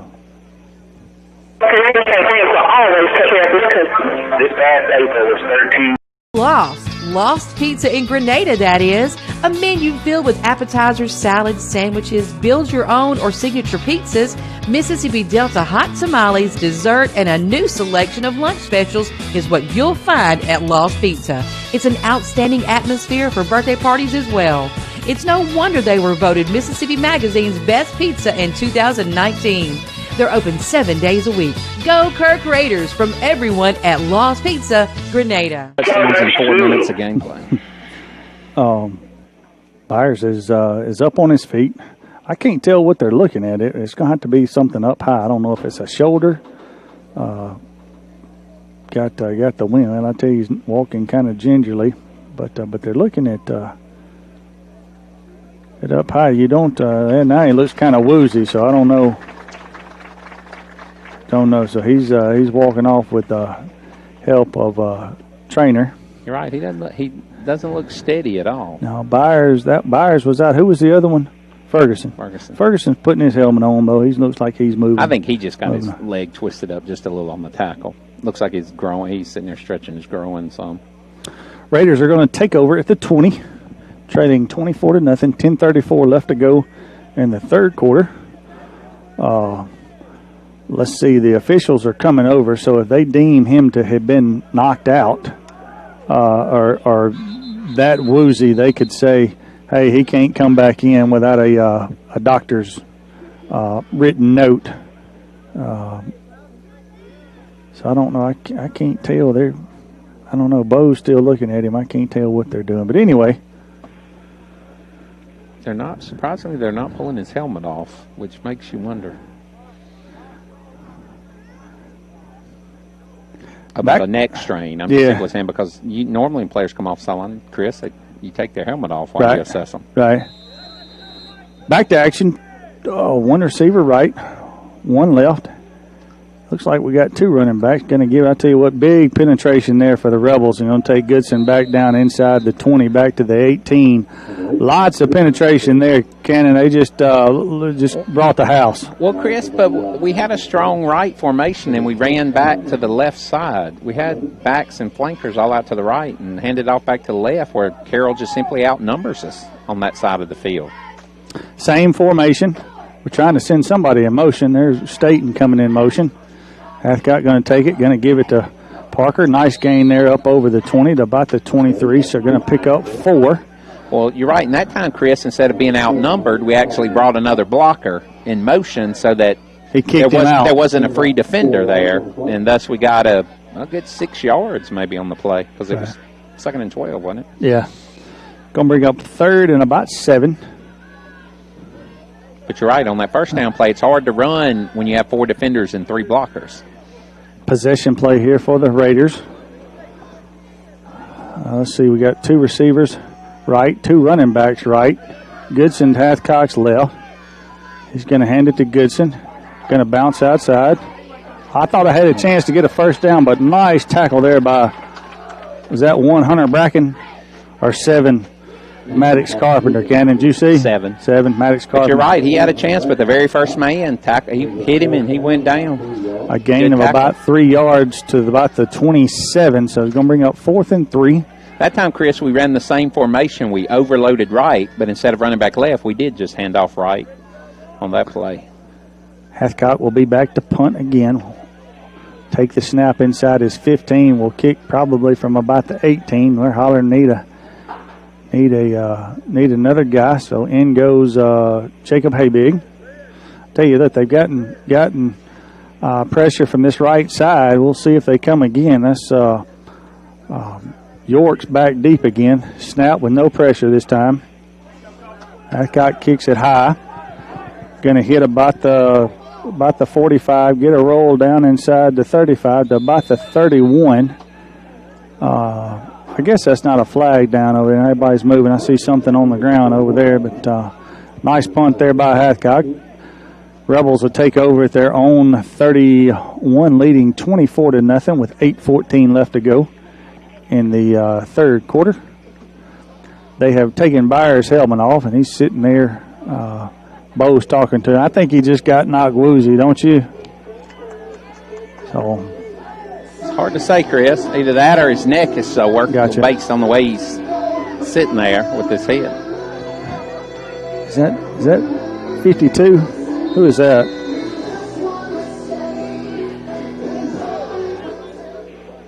Is that Cashaw? They sweep it right with number 7, Maddox Carpenter. Look on the sheet that you got that I gave you from. Yeah. Is that not 7? Well, that wasn't 77. We don't have a 52 on our roster. So I don't. We don't know who 52 is, so we got a mystery player in there right now. Carpenter gets a gain of 7. Bring up 2nd and 7. That's going to be him. That's going to be Dontavius. No, that's Trey Cashaw. Okay. Yeah, he's too short for Dontavius. Big hole up the middle for Beck again. Still on his feet. Up over the 45 to the 40. Fumble the ball. Going to be picked up by Carroll. I don't think you can advance a fumble forward by that. But I tell you talk about catching a break. Big run there by Beck. He fumbles it. Then Noah Beck picks the ball up and takes it in 33 yards. I guess that's a fumble recovery for a touchdown, Cannon? I believe, yes. Because he fumbled it. Noah did. I'm sorry, Mathis fumbled it. Had a good run down inside the Kirk 40. Fumbled it forward, and his brother Noah was there to pick it up and scoop it and go the rest of the way for the touchdown. So you're right, though. It's although we see so many different leagues play, NFL, college, and high school, certainly in the NFL you cannot fumble forward to a teammate who's well in front of you and then pick it up and run for a touchdown. 2-point conversion. Ball's on the ground. Looks like it's going to be no good. So the score with 6:46 left to go in the third quarter, Carroll has taken a 30-0 lead here on the Raiders. So let's take a 1-minute timeout. You're listening to Kirk Raider football here on Star 92. Auto Company in Grenada is dedicated to providing the ultimate automobile buying experience. They have extensive relationships in the dealer community, allowing them to purchase a wide variety of lease return vehicles at exceptional values. This enables Neil Auto to pass along huge savings on the highest quality vehicles, and they offer a full array of financing options to meet your needs. Neil Auto, Sunset Drive, Grenada. Go Kirk Raiders. Your your money moving? Zelle is a fast, safe, and easy way to send money in minutes to friends, family, and others you trust, and it's now available in the Guarantee Bank mobile app. Enroll today and get your money moving. Guarantee Bank together with Zelle. Transactions typically occur in minutes when the recipient's email address or U.S. mobile number is already enrolled with Zelle. Mobile carrier fees may apply. Available to United States bank account holders only. Terms and conditions apply. The Zelle service is property of Early Warning Services, LLC, FDIC. Welcome back to Kirk Academy. Carroll has scored 6 minutes, 46 seconds left to go in the third quarter. Scored again on I guess we're going to have to call it a 37-yard fumble recovery. Of course, Carroll was the one that fumbled it after about a 20-yard run. Mathis Beck fumbled, and Noah picked it up and ran it in for the touchdown for the 30-0 lead. Cannon, your observation, and a number of text message people said you got to look at one thing positive. Our 2-point defense has been excellent. We are 5 for 5 on stopping the 2-point conversions. The end of the third quarter, Bio leads Indianola 7-0. Looking for updates from J.A. Pilla and from Winona Christian and Tunica. But in Carroll's defense, Chris, I'll stand up for him on the 2-point conversion. All 5 plays, they tried to get cute. Right. Rather than just simply run straight up offensive play from the 3-yard line, they tried to do something cute on every play, and they fumbled. Several of times they fumbled. Montgomery Ferguson, Taylor Leverett back deep for the Raiders. Hunter Grantham will be kicking off for the Rebels. Comes forward on the ball. Kicks it deep. Montgomery's going to take it about the 11, upfield to the 20. Going to be hit hard there. Surprised that didn't draw a flag there for unsportsmanlike. You usually don't get away with that. It was an excellent tackle there by Mathis Beck, who's had a big night anyway. But usually you don't get away with doing what he just did after the play. But anyway, I hear a familiar voice down below me hollering, Cannon. It would have helped if we'd actually had put a helmet on him. He came in untouched from the kickoff position to make the tackle. Right. Ferguson's still down. I don't know. I think he just got his he got hit hard. Raiders will take over at their own 23, trailing 30-0. Cannon, we talked about it. I think we talked last year. We had the clock runner at Pilla and the clock runner at Heritage. Were the only two we had. And of course, that's after the lead is 35. So we're one score away from that happening here. I would like to see some fight here from the Raiders. I tell you something that I'm noticing. You just don't have any guys stepping up. Last year you had those leaders like Logan Hall and McDermott and some of those guys, Rob Houston Bailey, and you just don't have anybody right now kind of standing up, holding them together. So Raiders will take over at their own 22. Receiver right, receiver left. Running back to Hathcock's left. We're just going to hand it off up the middle. Going to be hit after about a half-yard gain there by, let's see who that was, Parker Goodson. So I hate to say it like this, but it looks like Parker's the sacrificial guy tonight to just try to run out the clock and get out of here. Absolutely no hole there. It was actually good of Parker to make a yard on that play. We're getting no push from our offensive line. I got to get, let's see, new guy in for Carroll. I got to get nose guard. 2, it looks like 2. 2. Mason McCluskey hasn't played much tonight, but he's in at nose guard for Carroll. 2 receivers left.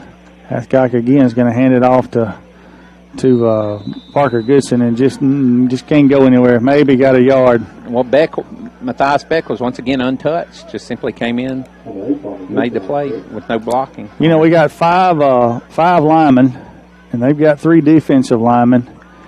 And I guess their backers, let's see, who at 50? McCluskey's at a backer.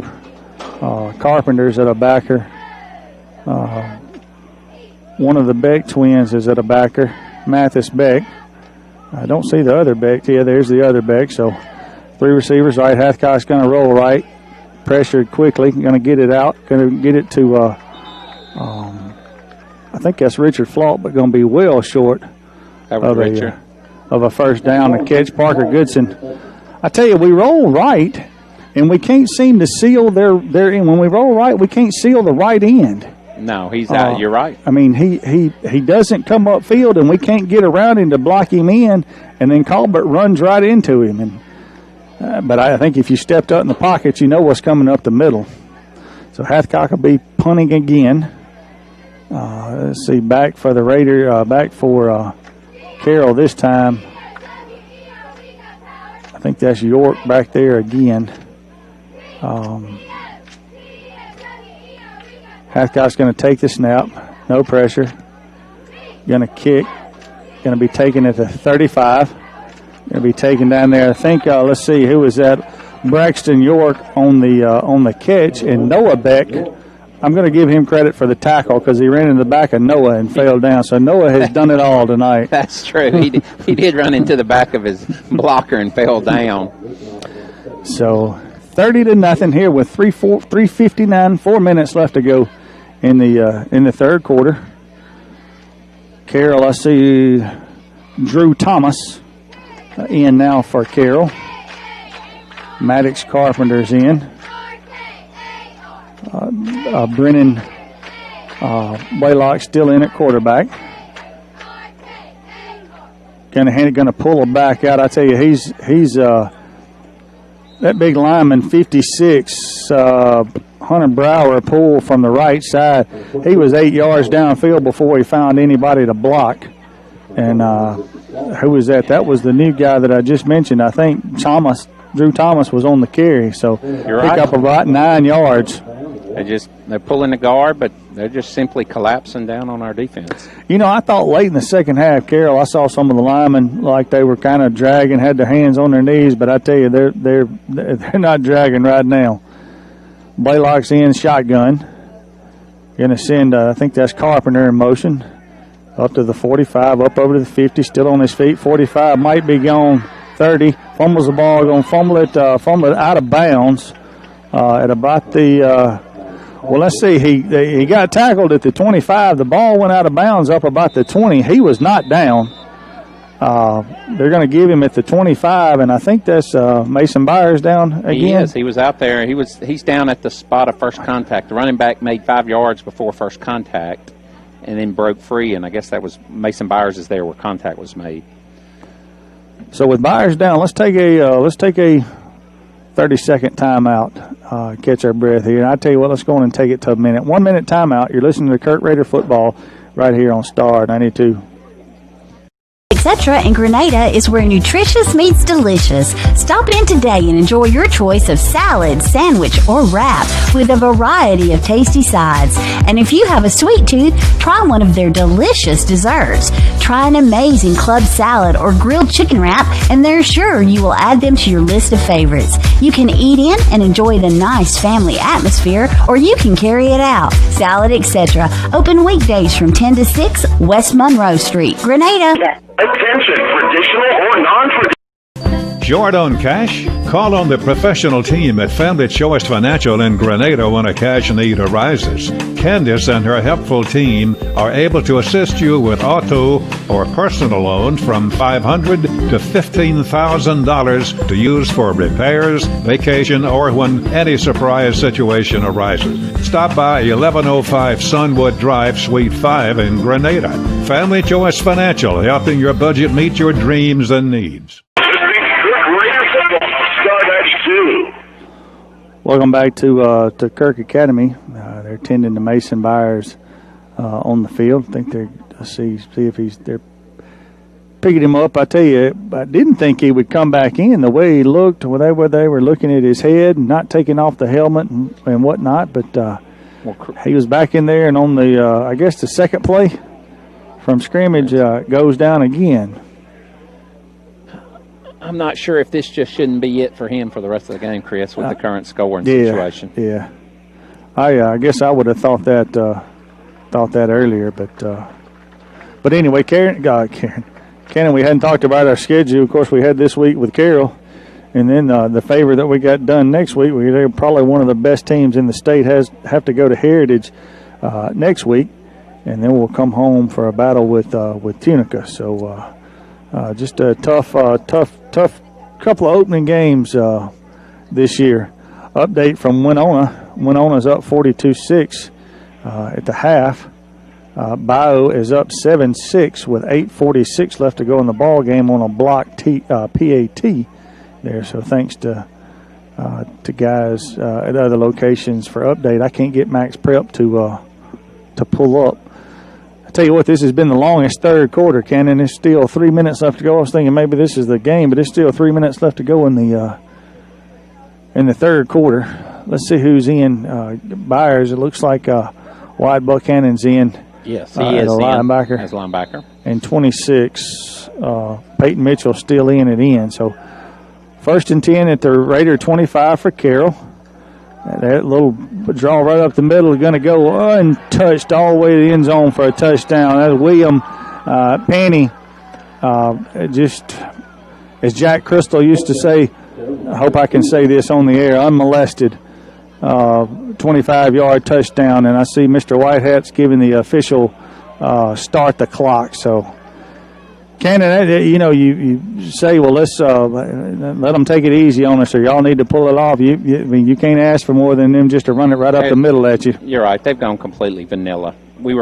That's what's changing the situation. The first 20 minutes of the game, we were forcing them to pass in certain situations. Right. But this quarter, they're just simply these are routine handoffs. These aren't trick plays. These aren't flashy. This is just straight up handoff and right in for touchdowns. I tell you, they're going to try the extra point. Coach Milton's not pleased with something, so he's going to call a timeout. However, due to the nature of the ball game and the rules of the ball game, the clock still runs. Unfortunately, officiating, I've seen too many of these. Cannon, we were at Calhoun Academy one night, and we played the second half, 12-minute quarters. We played the second half in 25 minutes. That's pretty impressive to play 24 minutes in 25. Update from Pilla and J.A. Pilla is down 42-7 to J.A. So thank you for everyone listening, sending in score updates. Here's 36-0. Well, apparently Carroll has gotten tired of failing on their 2-point conversions, so now they will be kicking. Hunter Grantham will be kicking. Holding will be Lofton Holly for the extra point. So let's see how they do here. Up 36-0.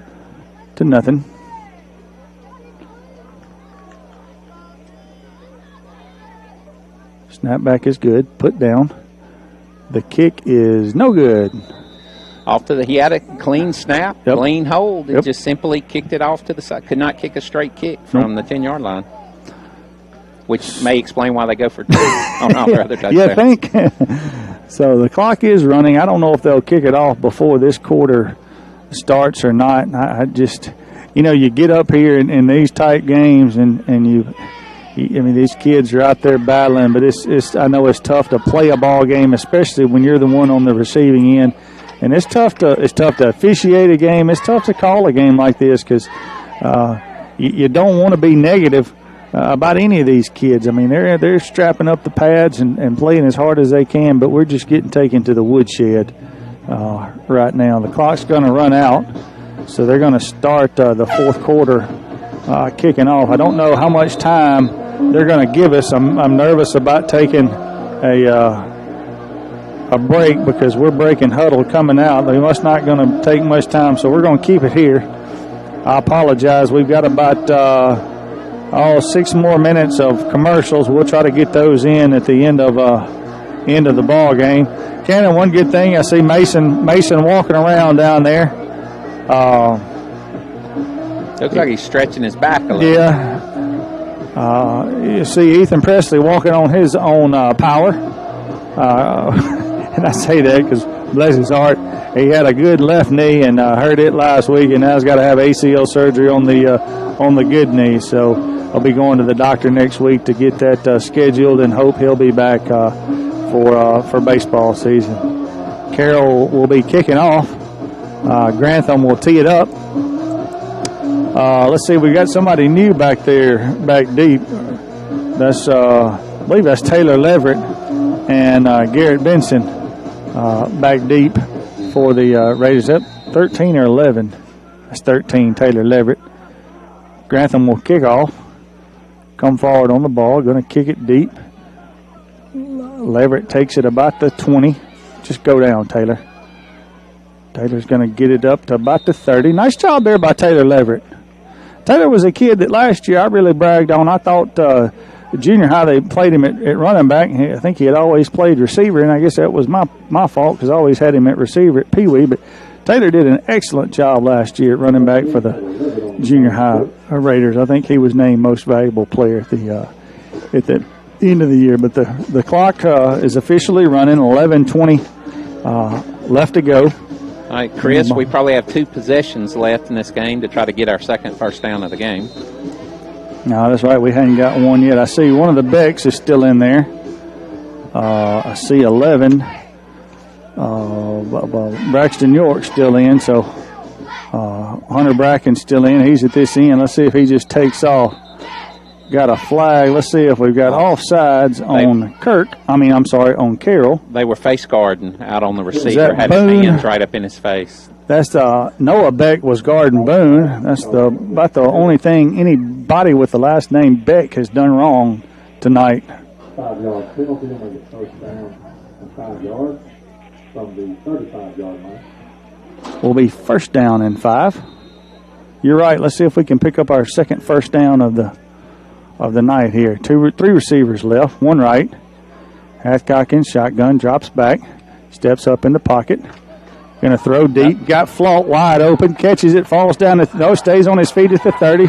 Still on his feet, down inside the 25. There's a flag on the play. Down to the 15. What's the flag on? I want to say it's defensive holding on Beck. That was face guarding Jack Boone. Okay. That's my thinking. There, like I said, there was a flag on the. Flaut's going to be taken down about the 15. Sorry, got caught up looking back at the flag. Beck and Boone looks like have been kind of going at it all night, and the long pass to Flaut. Colbert was flush to his left. I'm going to see if he could have led Flaut any more, and Richard catches it. Is probably in for a touchdown, but he had to wait on it. Made a good move at the 30 and gets it all the way down to the 15 with the clock running with 9:30 left to go in the ball game. Kirk trails 36-0.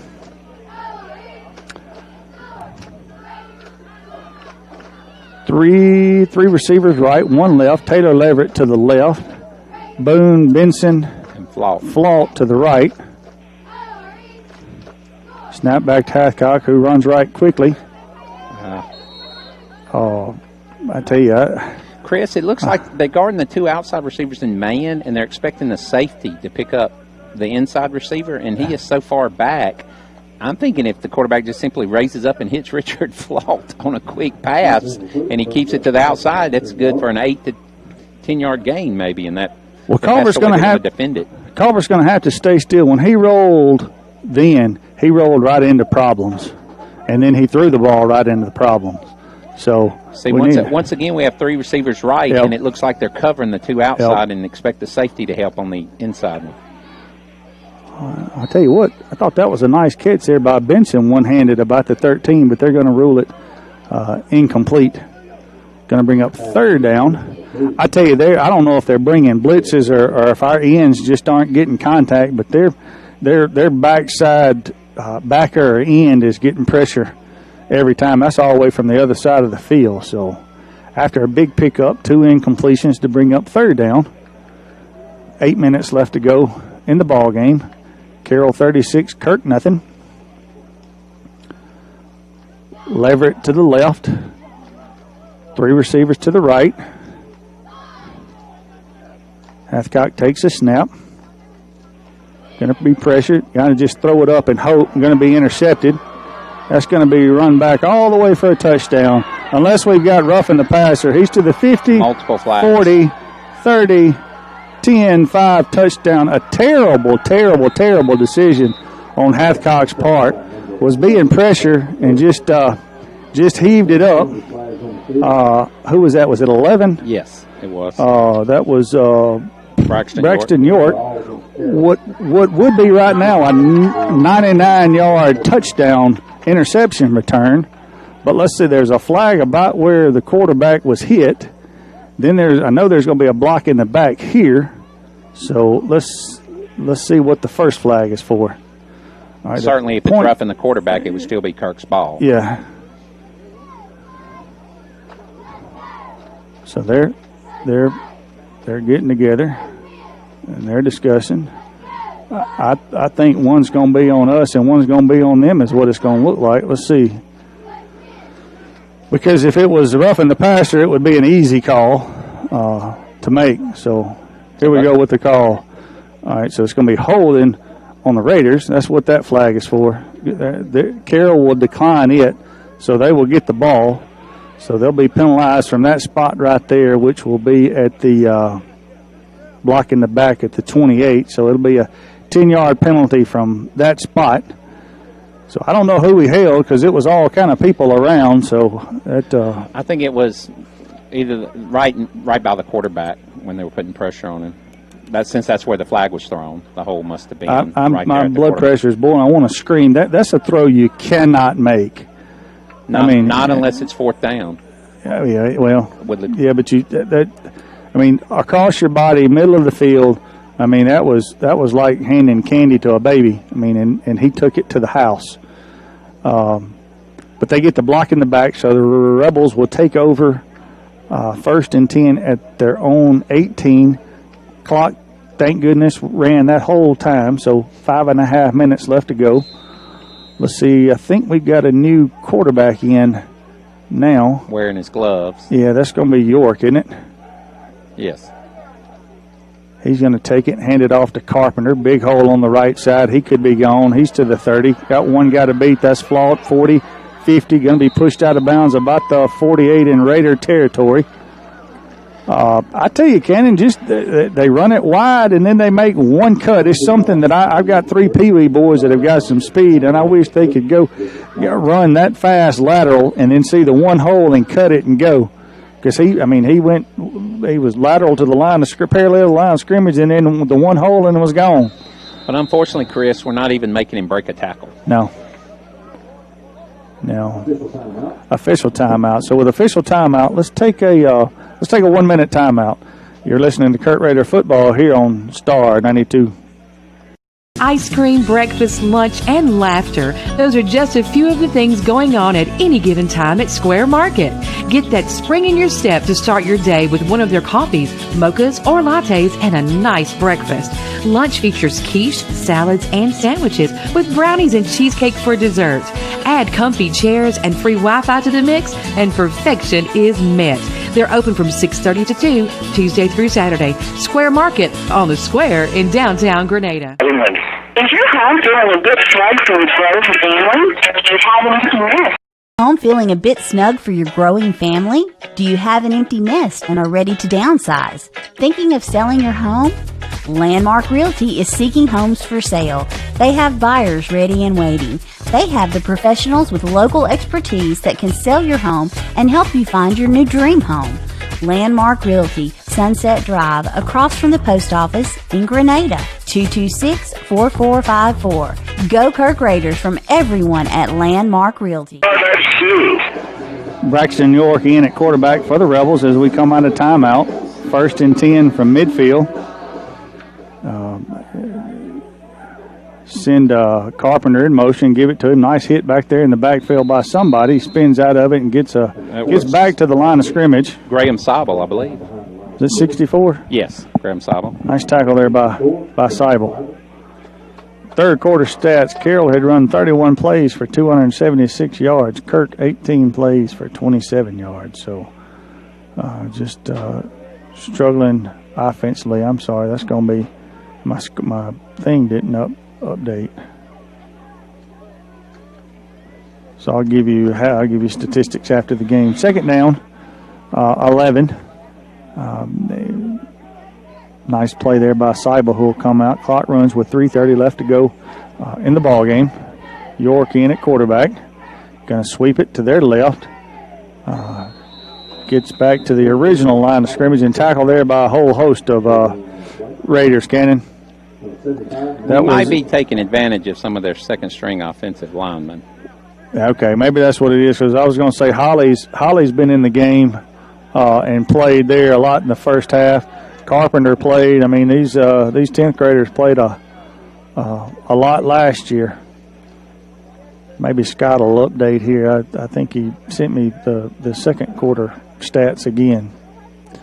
3rd down and 11. Clock runs with 2:50 left to go in the ball game. Same formation as all night for the Rebels.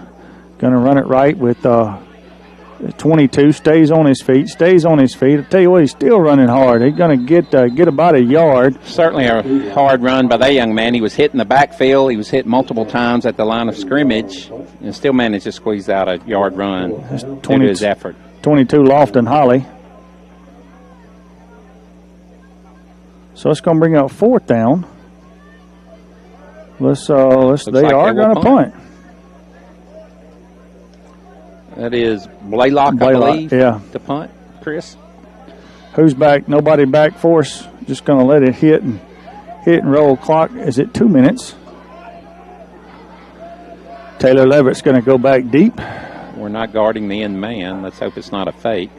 Down 36-0. I tell you, I hope he doesn't get away from them. There's a bad snap that he fumbled, and I tell you, he picked it up, and if he gets away, he probably gets a first down. Blaylock's just a tough, hard-nosed kid, but snap is fumbled, and we cover. So we'll take over at the 39. Clock runs with 1:30 left to go. Kirk leads 36-0. I would say we've got 1, maybe 2 plays left. 2. Maybe. Let's see if we got any new guys out there for. We don't seem to be in a hurry. Mason McCluskey's on the field. Noah Beck's still on the field. Mathis Beck's still on the field. So I think they've subbed a couple of guys, but still got their starters out there. York. Carroll just doesn't like giving up points, so we'll see what we do. I don't know that we don't take Richard right here on a 5-yard out. Run Boone deep, 5-yard out here for him, and see what we can do. Carroll is no longer face guarding the receivers. Looks like they're dropping back to keep from giving up a score. And there's kind of the play I called. And Flaught's going to catch it out in the flat, going to get over the 30 for a first down. Ran Boone deep and came in with Flaught behind him on a 5-yard out. Nice throw and catch there from Hathcock to Flaught with 30 seconds left. For the first down.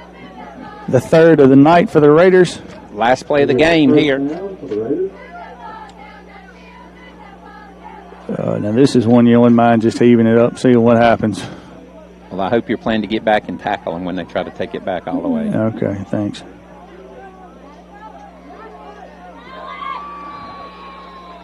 Hathcock's going to be sacked the last play of the game. I'm holding my breath, hoping he gets up, because it was about 4 or 5 of them that landed on him, and you just hope he doesn't fall on the shoulder. He's walking off slow, but that kind of sums up the night for the Raiders. I think it was more. I think they had 3 or 4 guys in the backfield there on the last play of the ball game, just getting after it, but wouldn't have expected anything less. But final score. They turned the scoreboard off on me quick. Final score is 36-0. Let's take a 2-minute timeout. We'll be back with the scoring and see if we can get some final statistics here. So let's take a 2-minute timeout. Again, Carroll defeats Kirk 36-0 here on opening night of the 2020 high school football season. Let's take a 2-minute timeout. You're listening to Kirk Raider football here on Star 92. Feeling sick? Get to MediQuick. Since 1998, MediQuick Clinic has been your fastest way to get medical attention when you're sick or have a minor emergency, and no appointment is necessary. They offer primary care, physicals, wellness exams, and more. Stop by MediQuick Clinic on Sunset Drive in Grenada or call 229-0669. That's 229-0669. Good luck to the Kirk Academy Raiders from everyone at MediQuick Clinic. Is that right? That's all 6 of them? Traditional or non-traditional students in the area looking to better yourselves professionally. You'll benefit greatly right here in Grenada with an associate's degree from Holmes Community College. Excel in programs such as criminal justice, surgical technology, practical nursing, computer network technology, emergency medical, heating and air, and more. Be in the classroom or take online classes. Visit homecc.edu to find out more. The early bird traditional breakfast favorites, barbecue from the pit like pulled pork, beef brisket, or a ribeye sandwich, your favorite sandwich from the deli, or just some nachos and snacks. It's all at Umpy's Market and Deli of Grenada. Breakfast from 6 to 10, lunch from 11 to 2, and then Umpy will hand cut you a ribeye or a filet mignon at their meat market from 2 to 6, or you can get the deli meat of your choice during that time. Umpy's Market and Deli, South Commerce Street, Grenada.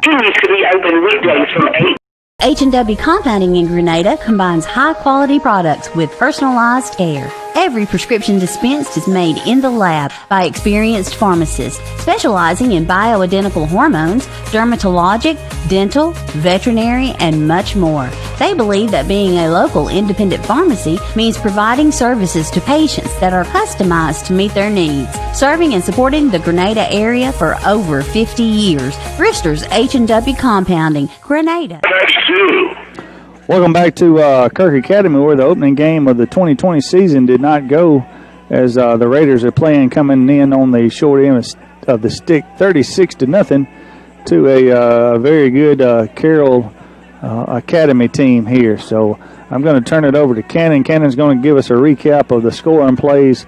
Unfortunately, they were all for Carroll Academy. So Cannon, take it over. All right, Chris, in the first quarter, there was a pass from Blaylock to Noah Beck, a 28-yard pass that made the score 6-0. Then, right before halftime, there was a 64-yard run by Matthias Beck to make it 12-0, and a 75-yard run by Noah Beck to make it 18-0. In the third quarter, there was a 5-yard run by Matthias Beck to make it 24-0.